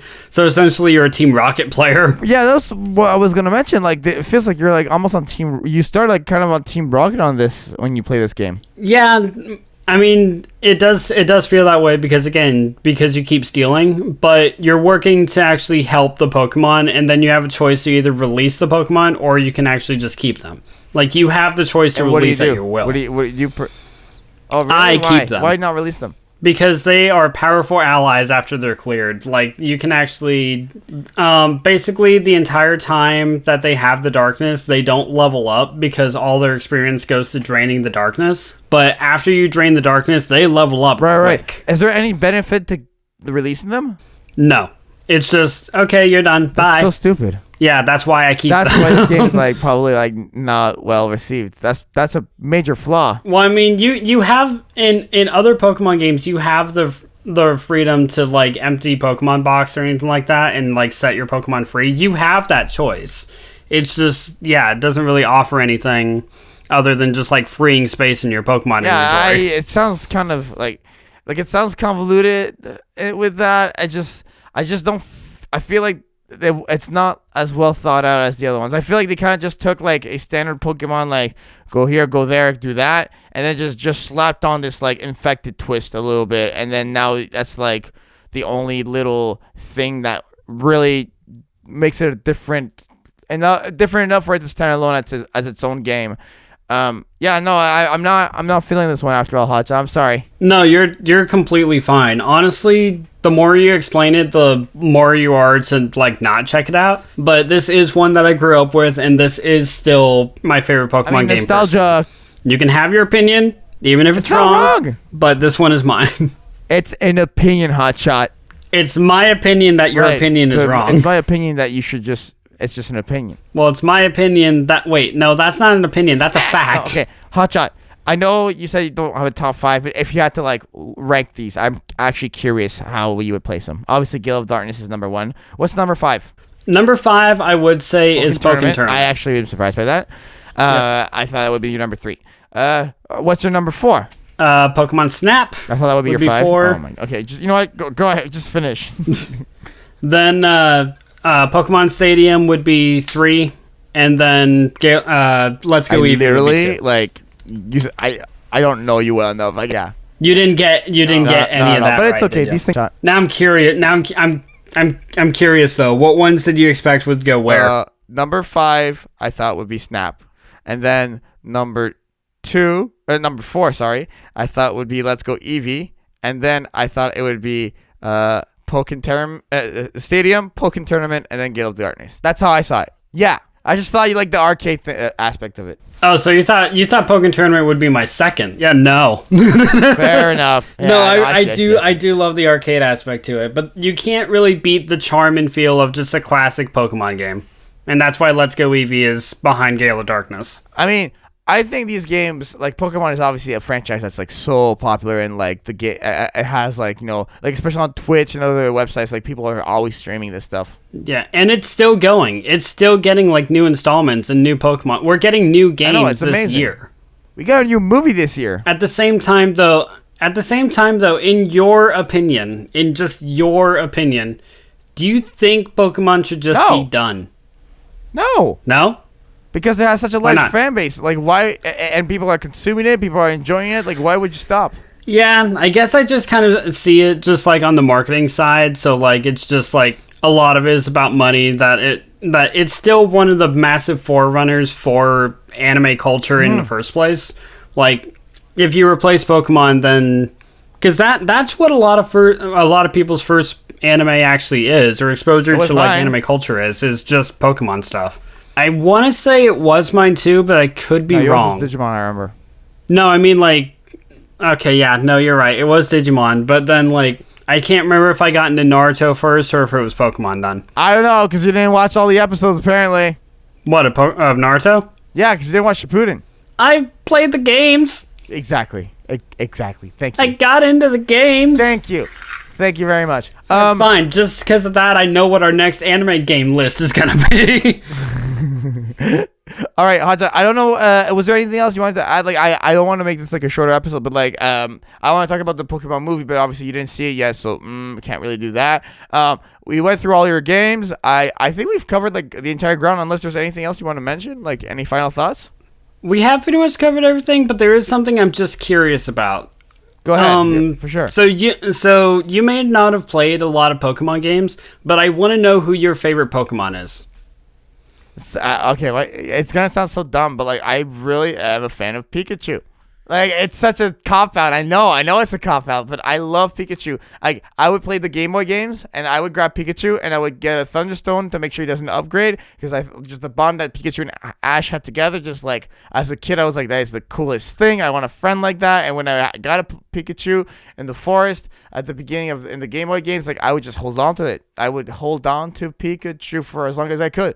So Pikachu is absolutely my favorite Pokemon. It's kind of funny because originally, like when I first got into Pokemon, Charmander was mine. But ever since, it's swapped around like several different times. Like it was Charmander, then it was Squirtle, then it was Pikachu. It was Butterfree for a time, then it was Mew for a short while. Like I just went all over the place. Yeah, but your favorites always switch. Your favorites always switch. What, like not just with this, but with everything? with everything. Like, you're the guy. I don't remember what exact anime we were talking about. We were talking about, like, who's your favorite anime character? You're like, oh, I like this guy, but then he died. So then it became this character, but then that character died. So then that character became my favorite character. Like, your favorites always switch, Hotshot. I'm not going to change the way that I am. No, you should. I'm just saying. No, I know. But now I'm actually... Oh, I think I know what anime you're talking about. What was it? I think it was Danganronpa, but I could be wrong. I don't know exactly, but it could have been. We're going to have to ask Yuki on that one. Yeah. All right, Hotshot. That's everything I've got. So let's. I think we can start wrapping this up. Yeah, let's go and wrap this up. So this one will be a bit of a shorter one, but it happens.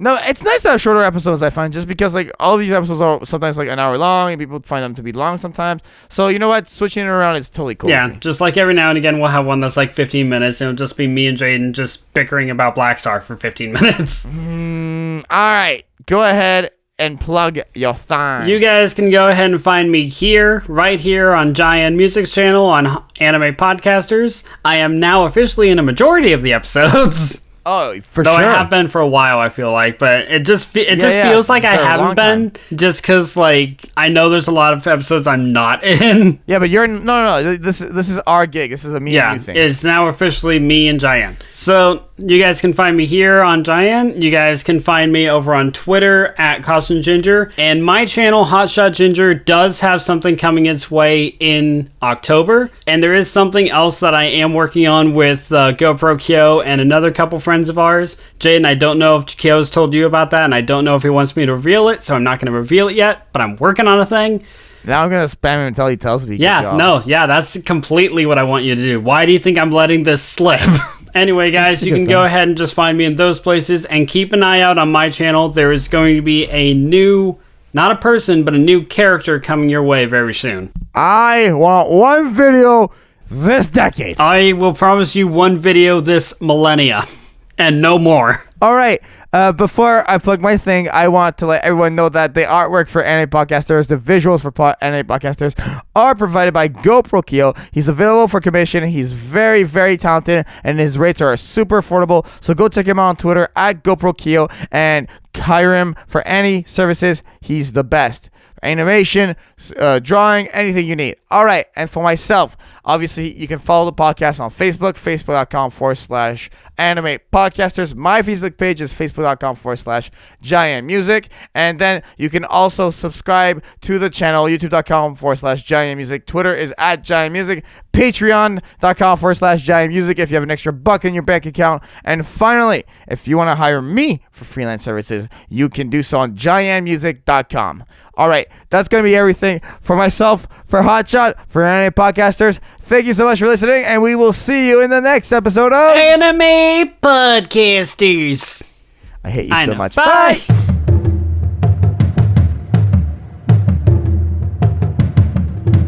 Gotta catch 'em all. Okay, can't go that far. All right, guys. So with a couple of old ones out of the way, a good classic, and a very, very old episode, we have a more recent episode that came out super recently, and it is me, Jaden, and our new host, RG, discussing classic anime games in the year 2023. Hope you enjoy.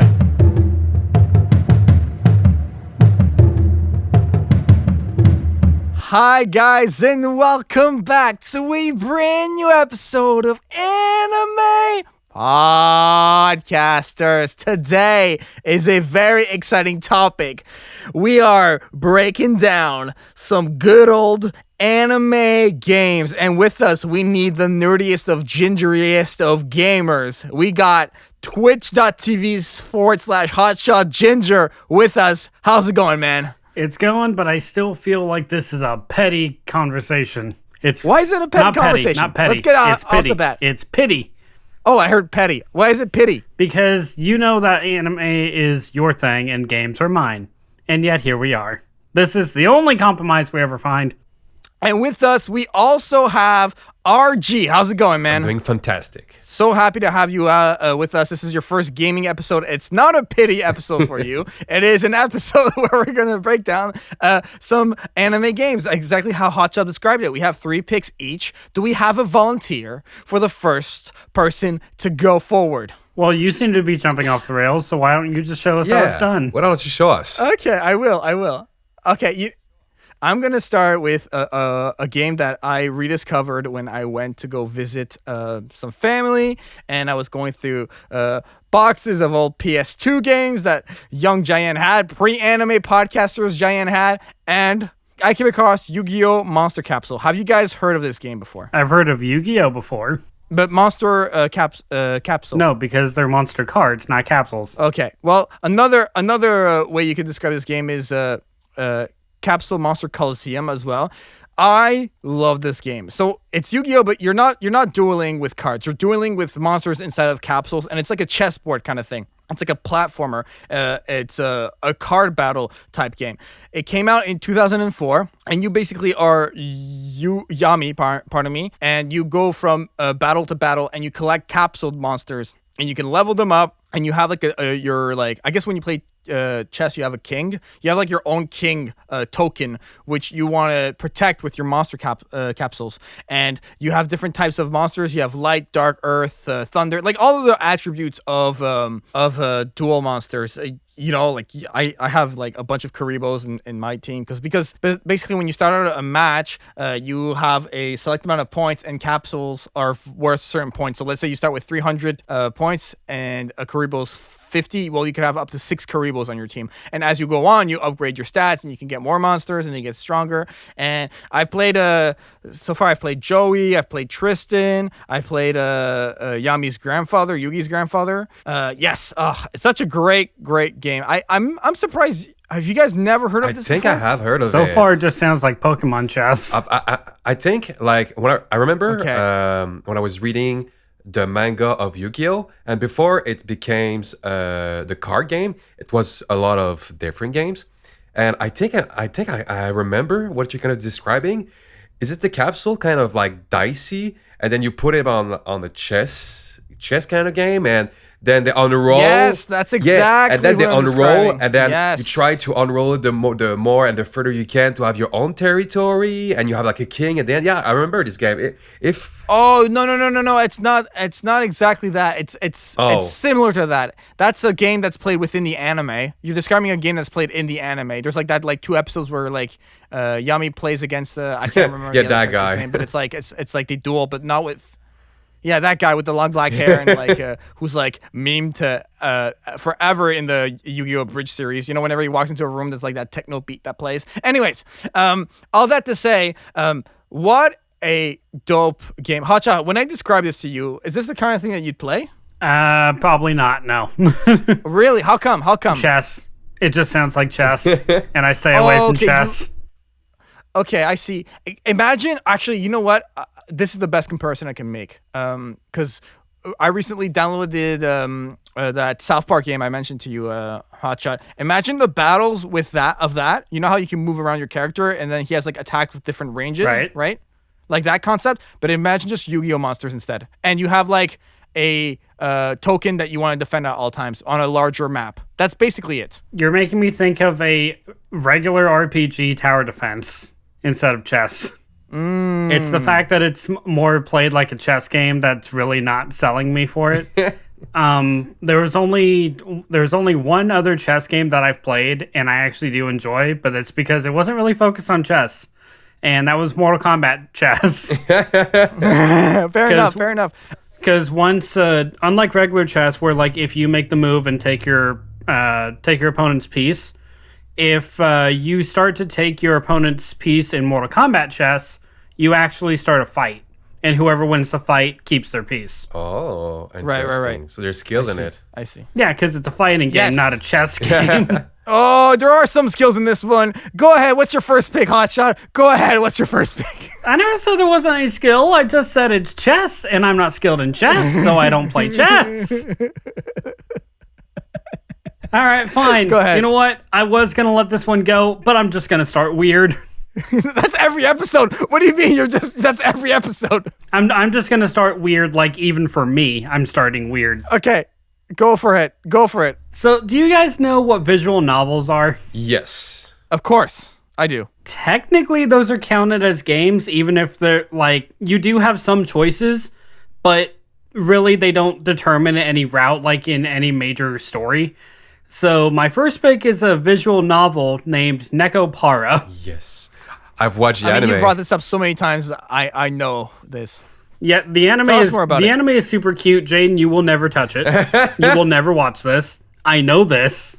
Jaden would never touch it. This anime was not made for you.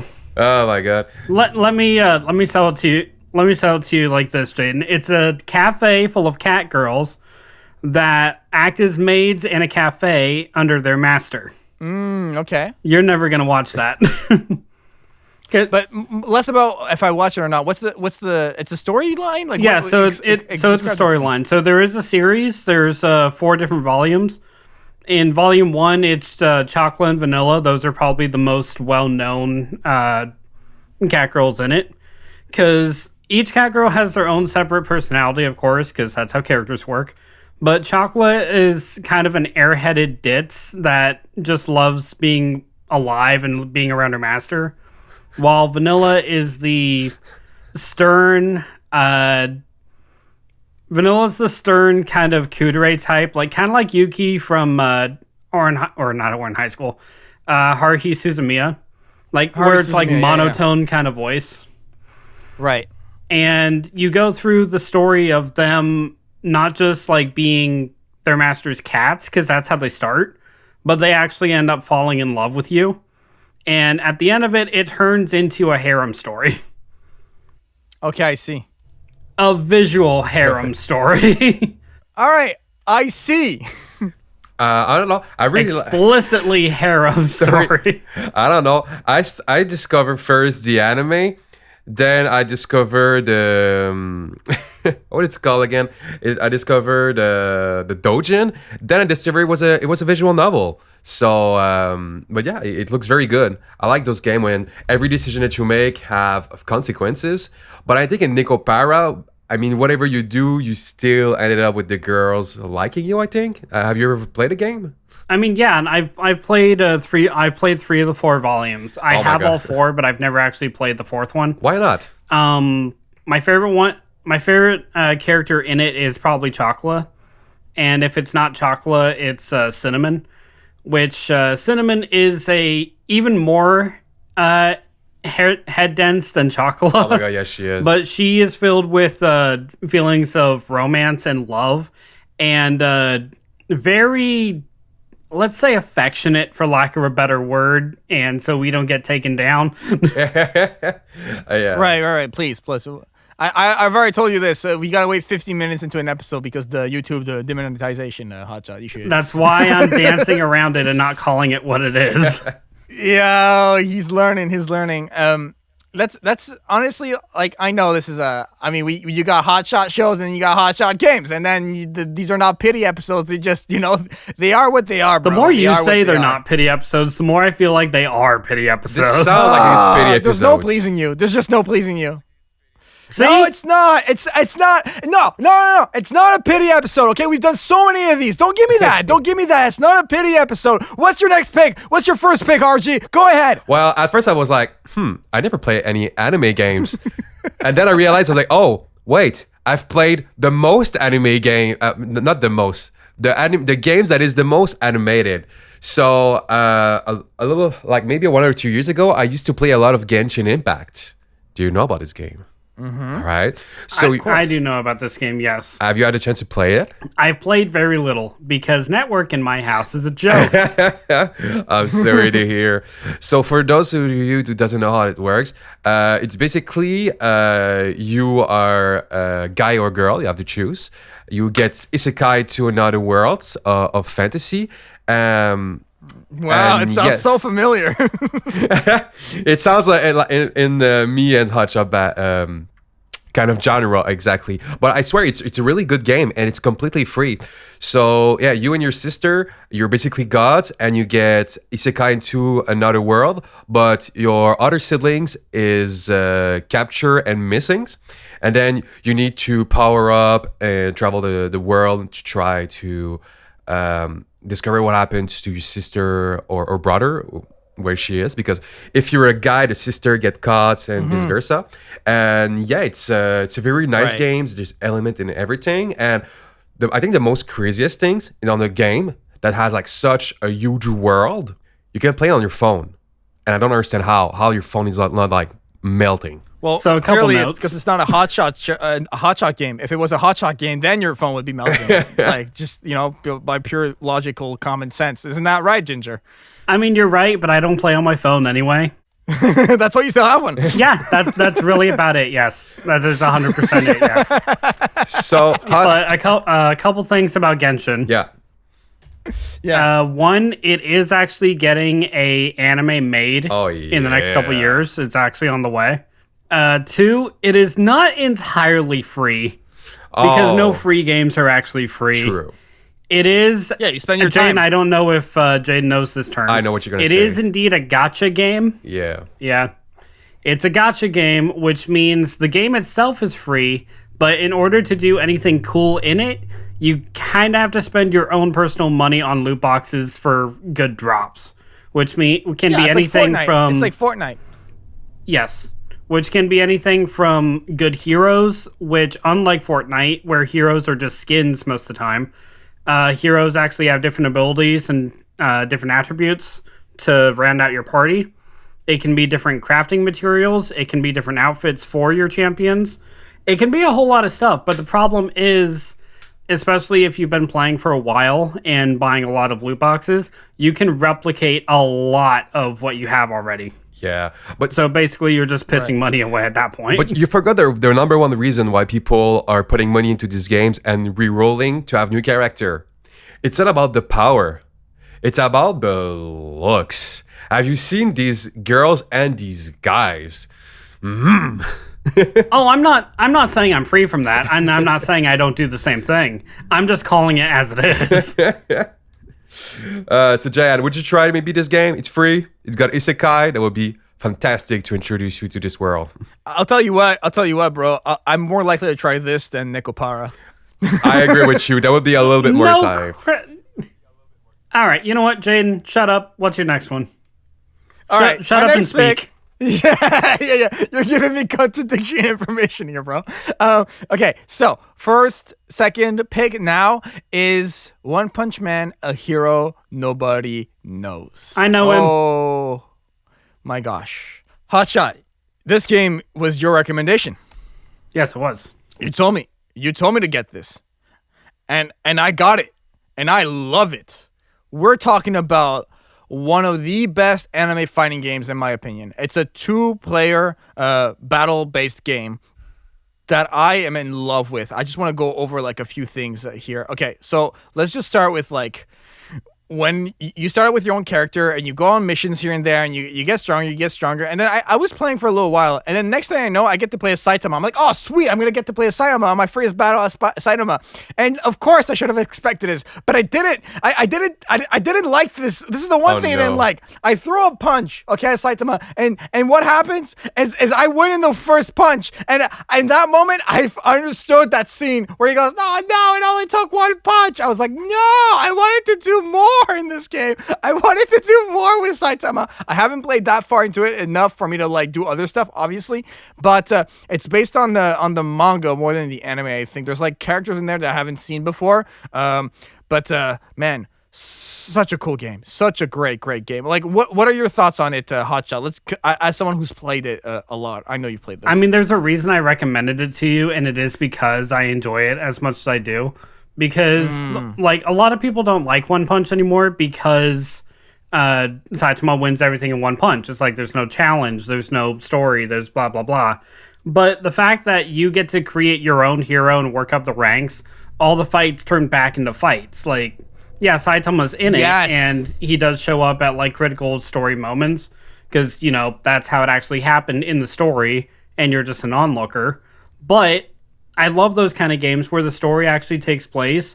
You do have a role in it, but it doesn't really matter if you were there or not for the actual story to continue. You know, Saitama shows up in critical moments. I think that's like a huge saving grace because as a customized hero going up the ranks, like, I don't see another structure for a One Punch Man game to exist in other than that. You know what I mean? Because that's like the whole structure of the anime. You want to become a higher ranked hero. And if you start out playing as Saitama, you're going to one punch every single time. That's kind of like the challenge of this thing. What do you think, Hotshot? I mean, that's what I agree with. Like, do I like that Saitama shows up at important story moments? Yes, because A, that's how the story goes, and B, because I'm Saitama, I get to one punch something. But like whenever Saitama shows up, since he doesn't take damage, I go out of my way to go into his ultimate mode and do a serious punch. Right. Because I know if I just land a hit, I'll win anyway. So I may as well just go big. Mm-hmm. What do you have to say, RJ, to that? It's a fighting game. Is it like the Dragon Ball Z's game? No, I mean, it's more of a 3D fighter. So if anything, it's more so like Naruto Ultimate Ninja Storm with a battlefield set like that. Oh. It's not a 2D fighter, it's a 3D fighter where the battlefield is a circular area around you. And it's based in the One Punch Man universe. I don't know if you watch One Punch. Oh yeah, I watch One Punch, definitely. I watch all the big ones. Oh yeah, you better watch One Punch. Yeah, you said you watched anything popular in circulation. That was in circulation for a while. True. It was. True. It absolutely was. It was. Okay, so sell it to me. Why would it be a better games than, by example, like Naruto, or what is so good about this game? Yeah, Hotshot, tell us why is it better than Nekopara? Well, Please tell okay, hold on. That's like comparing Angry Birds to Doom. Those are two totally different genres. I love Angry Birds. Don't go there. Do not go there. But you're the one who said that this is your favorite 3D fighter anime game. That this is the best one out there. So you sell it's it, one of the Jaden. best out there. No, you personally said that it was the best one out there. Okay, well, I might have overhyped. I am an overhyper. It's really good for me. It's you get to basically become your own hero and insert yourself in the One Punch Man universe. Okay. And then, RG, you go on missions, you upgrade your character, you are always doing like 2-player battles. There's like moments, I think, where you could be like a team of 3 and you get to like switch between characters, if I'm not mistaken. And that'll like Hotshot says, Saitama like shows up at key moments, but you like there's a bunch of cool like characters, like Boros is in here. You got Metal Bat, you got the Mosquito Girl, you got like the classics are on there, like Speed of Sound Sonic. I mean, like, listen, this is, if you like One Punch, this is a game to like sink time into for sure. Oh, interesting. So, I used to like fighting games, you know about it, because you're the one that introduced me to it with Naruto games. But it's not really my type. But Giant, if one day I decide to play those type of games, I promise that I will try this one first. Yeah, for sure, man. How about you, Hotshots? What's your next game? All right. My next one is actually a series that's been around for a long time, and I'm a little surprised that Jaden hasn't brought it up at all. But it's a spin-off game of that series. My next one are Dungeon Quest Heroes 1 and 2, and I'm including both because they're essentially the same game. Okay. What's that? This is some Rasengan BS right now. Oh, you have no idea. You have no idea. What's this game? So, go ahead. I mean, Jay, you guys know the name Dragon Quest, like in regular circulation, right? I've heard of it. I've heard of the name Dragon Quest. I just heard of it. That's it. So it was made by the same guy who made Dragon Ball, for starters.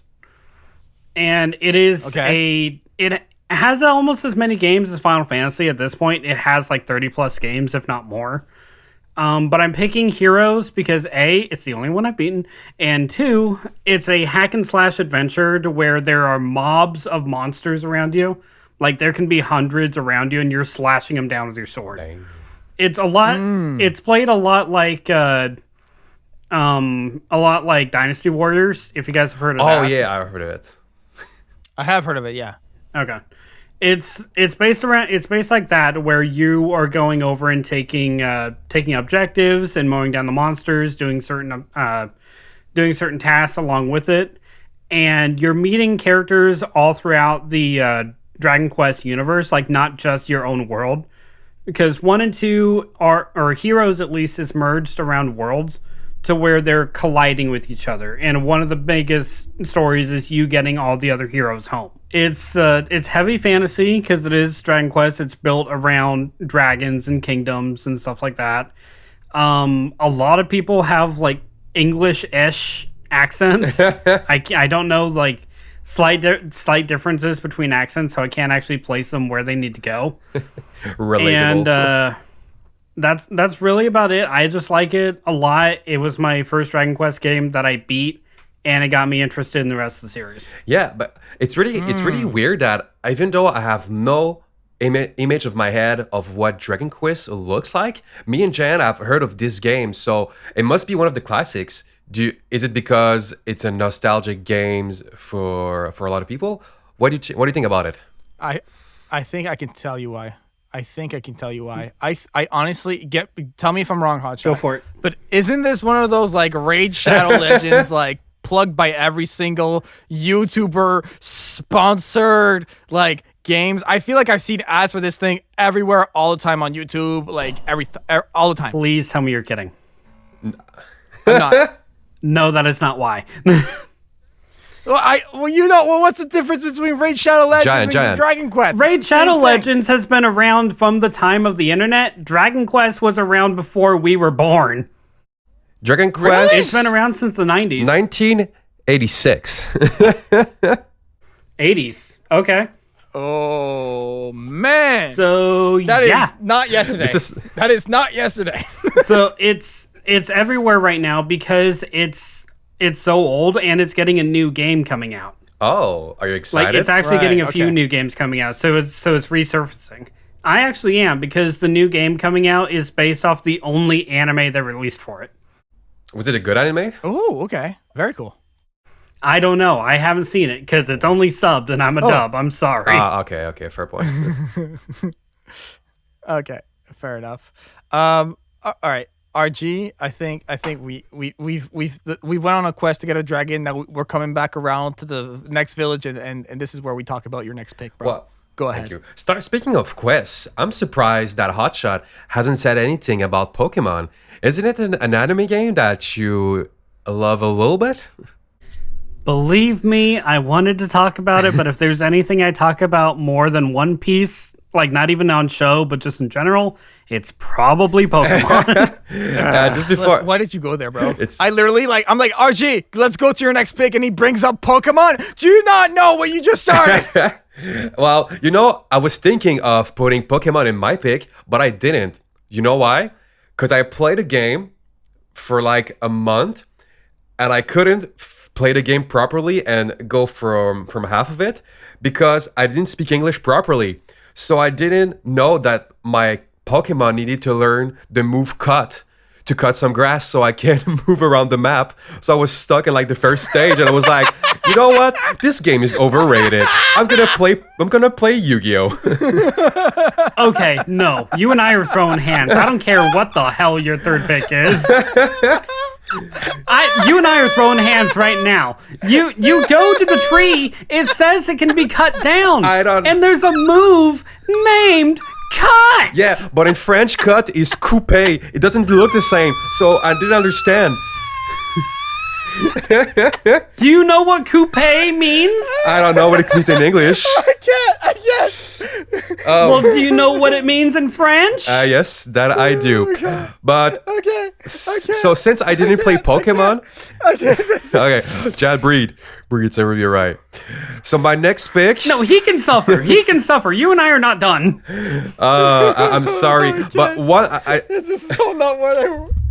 One day I'll play the games. Good. That's all I want. Okay, continue. So since I didn't, it's bad when you get Hotshot to speak in French, bro. I'm sorry. Go ahead. No, it's true. It's true. So since I didn't play Pokemon, I've played Yu-Gi-Oh! Because it was mostly numbers, and I watched the anime so I could see what the monster does and the game does. So.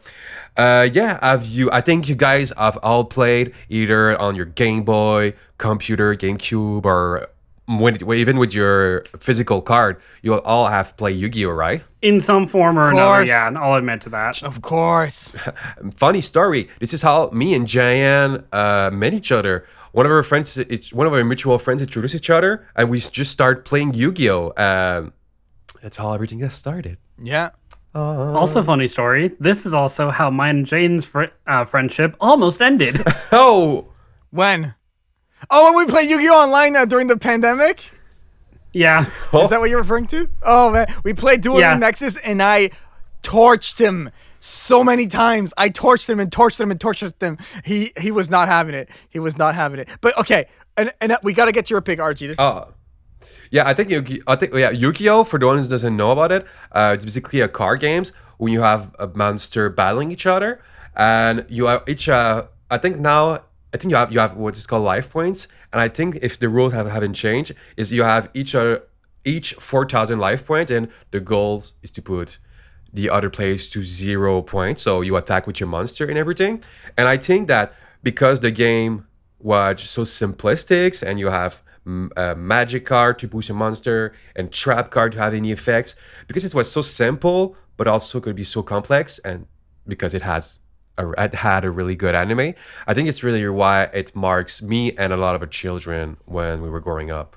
What do you think? Of course, but what Yu-Gi-Oh video game are you picking? I picked Yu-Gi-Oh! The Sacred Cards because it's the one that I used to play when I was younger. It was pretty simple and amazing to play. Oh, yeah, I love this game. I'm so glad you brought it up. I forgot it existed, but like I'm like scrolling through the Wikipedia page here of this thing, and I'm just getting a bunch of nostalgia, man. Oh, what a great game, bro! What a great selection. Tell us more about it. Seriously. I think the most of people.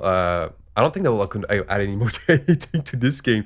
I think you guys know more about how this game works, all the anime. What I love about this game, okay, bro, you have a Game Boy Advance game that came out, and this is like early 2000s. This was one of those games where if you play Yu-Gi-Oh all the time when you're at school, you got home and you got to play Yu-Gi-Oh to the infinity. And specifically, the Battle City story arc of Yu-Gi-Oh. I'm talking about the one where the first dual disc gets introduced. Kaiba's in the sky with his Kaiba Corporation plane blimp thing, and you're your own player, and the big bad guy here is Merrick. You guys remember Merrick, right? Hotshot, you remember Merrick? Yep. The guys with 3 eyes. Oh, dude, this guy is like, yeah. And the Millennium items and all that stuff.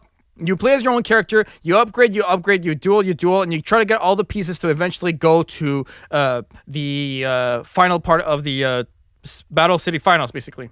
And it's such a fun game. If you like Yu-Gi-Oh, you will drown into this one. There's so many fun duels.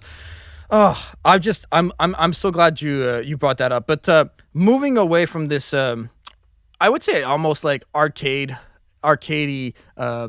Yu-Gi-Oh game, I want to go ahead and say, man, this last pick for me, I honestly picked it because it was the last time I played it. It just came back to mind. I'm talking about the second Attack on Titan game for the PlayStation 4, and I think it's on PlayStation 5 now too. Dude, you basically go in there and you are your own character. And this is like a recurring theme that I'm seeing in a lot of these games. You kind of insert yourself in the universe. Once again, Hotshot recommended this one to me. I think I got it right away. It was one of the first few games that I got when I got a PS4.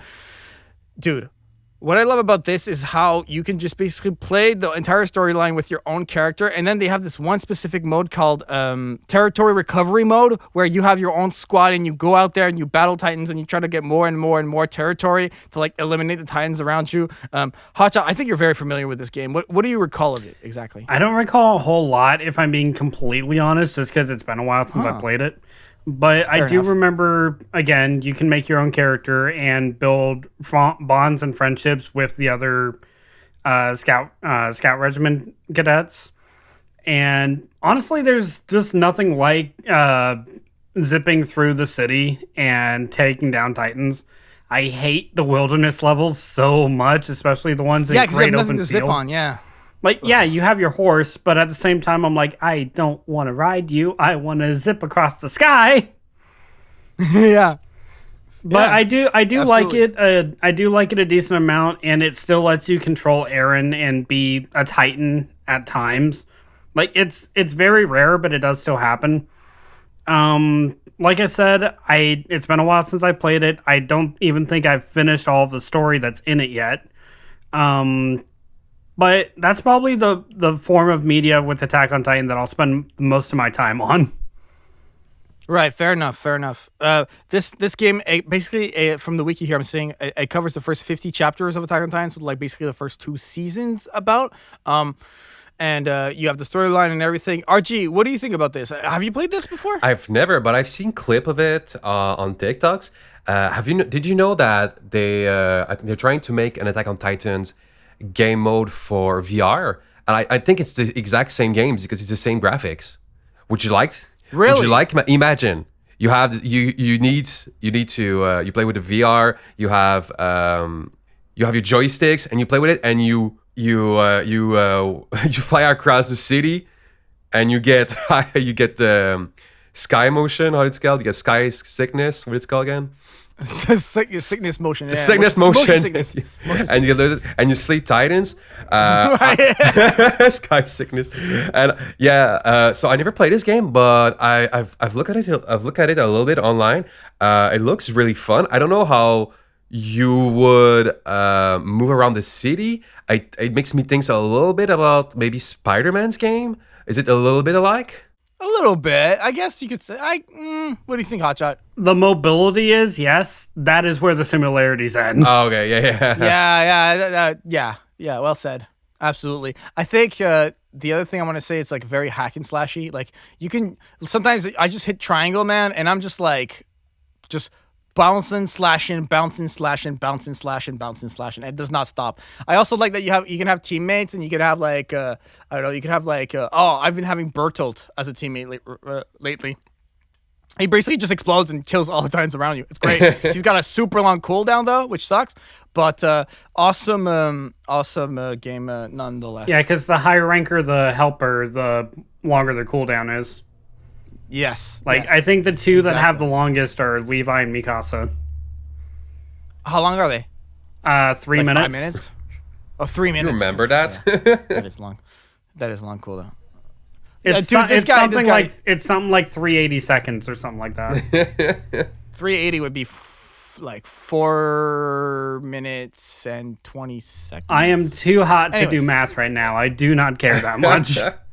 Okay. Anyways, let's go to you, Hotshot. Do you care enough about to tell us your third and last pick for now? I do.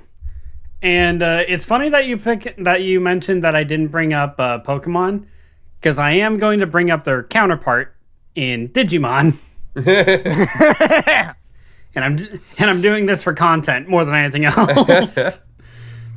Go ahead. The Digimon game I've picked is Digimon All-Stars Rumble. Imagine, if you will, Super Smash Bros, but Digimon. Oh. It's essentially like that, but it's combined with a 3D fighter. It's really kind of odd, because most fights are one-on-one in the story mode, because the story is a tournament, and the winner of the tournament gets a wish granted. It's super straightforward, super simple, but that's basically what the story is. But there's, I think, like 12 different Digimon to start with in their most iconic forms. And in the fights, you have items, be it other Digimon you can throw at them, or health pickups, or I think it's the Digi-Destin bond, and that actually lets you Digivolve. But the objective remains the same, to where in Smash Bros. You get more points based on how many kills you get. It's the same thing here. However many times you kill your opponent, that's how many points you get at the end of the day. So it's like Pokemon with like 12 starter Pokemon? No. Do you need, but like, I need the real thing before I play this game. Do I need to learn a move, then a word or a language that I don't know to go forward? Yes or no? Yes, you do. And that move is called Purchase. Well, as an adult, I can do that. Are you sure? Is it your type? It's money. Are you on the money type, RG? Since I work in finance, yes, I am. If I was a Pokemon, I would be a money type. What do you think about Jan about this game? Good, because I'm the gamer type. I have no money, always, forever. Listen, this is not my cup of tea. I'll be honest. I mean, I would have rather a Pokemon pick. I'll just say it, Hotshot. I think cool concept, like a battle royale-esque thing with like Digimon characters. I like that. I really do. But to me, like, it falls a bit flat. I'll be honest. I'm just not that hyped about Digimon. I feel like it's come and gone. It did its thing in the 2000s, and it's got like cool games here and there. But it ended, and I've moved forward. So I don't really have much to say on it because of that. Just because I don't feel attached to the franchise as a whole. Do you get me? All right, you heard it here first, guys. Jaden, Giant Music wants Pokemon Games 3.0. I do. I would do it, bro. Did I not propose? A quick side topic here. I proposed a Pokemon glitch episode. I don't know if we would have enough, but like basically game glitches in Pokemon. I think that would be really cool. I'm for more Pokemon, bro. I don't know where this like anti-Pokemon thought of yours. Based I on guess I won't be there in this episode. It's just the fact that it. Okay, Jade, you know how bad I am when it comes to talking about One Piece? Mm-hmm. Imagine 5 more of that. Mm-hmm. Bro, I'm here.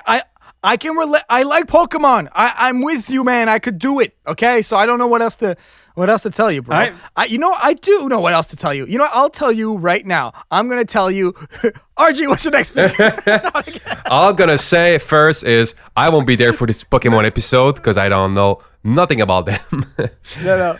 Hotshot, was there anything else you wanted to say? I kind of like went too fast on that. I got nothing. It's a Smash clone. It's Digimon. I find it fun because I like Digimon. That's really about it. All right, gotcha. Fair enough. RG, take it away, bro. Oh, yeah. By the way, Giant doesn't like Digimon because it's an isekai. That's why. So, speaking of games you said, Hotshot, that you proposed a lot of games for Giant, which he liked and loved and put it in his list.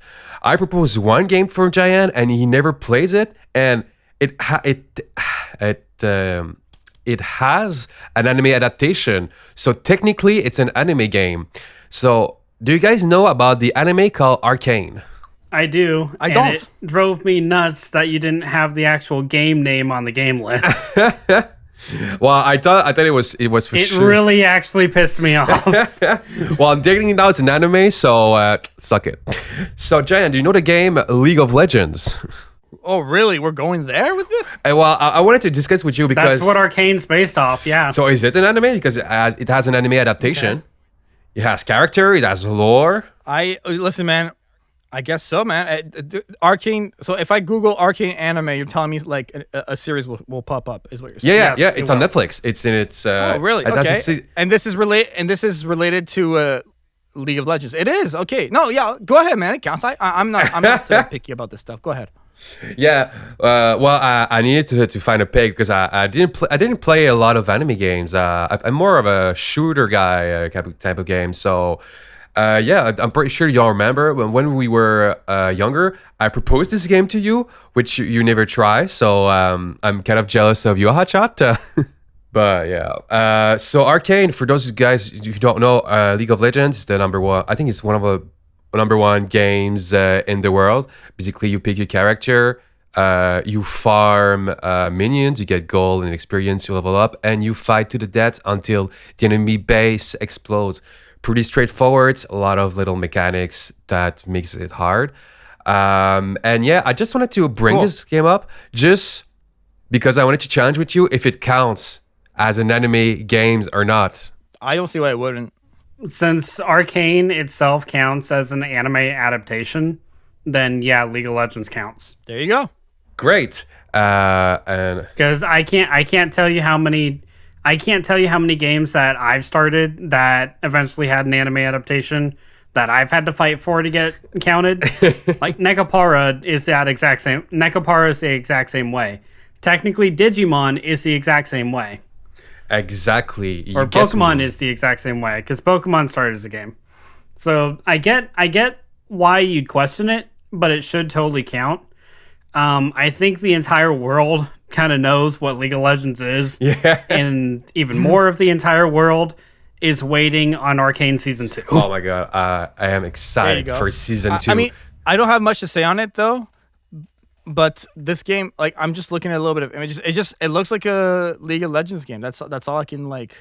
It just looks like League of Legends in the anime, honestly. It's exclusively online. It's online competitive. That's why it's one of the number one games in the world.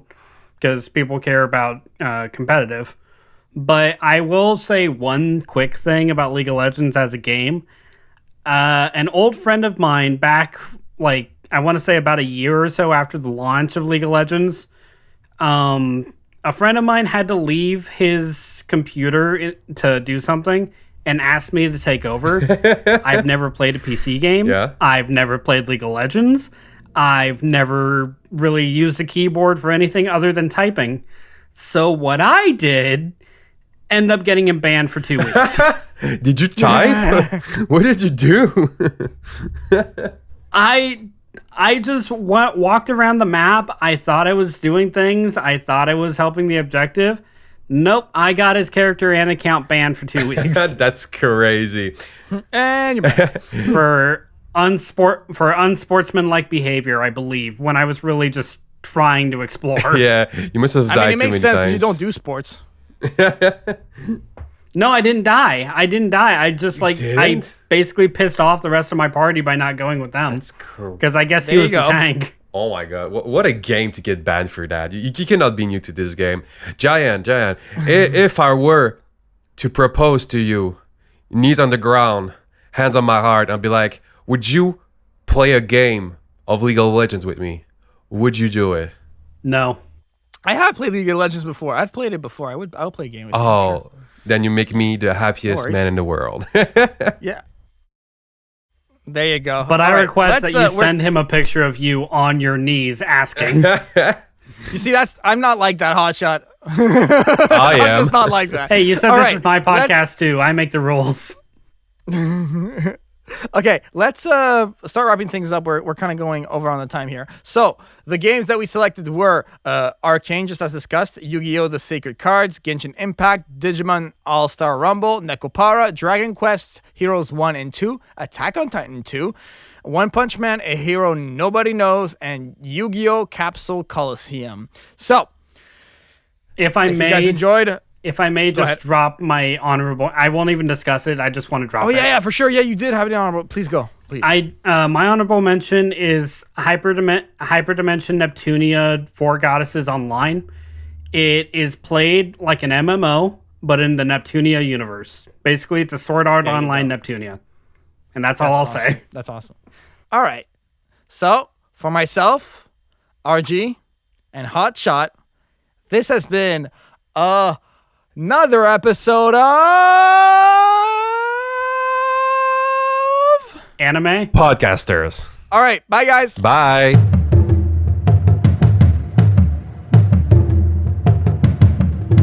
I don't know about you guys, but I want to get off and I want to go ahead and play some games. So, hope you guys enjoyed that. We will see you guys next month for new episodes. Keep an ear out. We will be discussing more games down the line, I'm sure. So if this tied you over, hope to keep an eye out for that. With that said, guys, this has been another episode of Anime Podcasters. Bye, guys.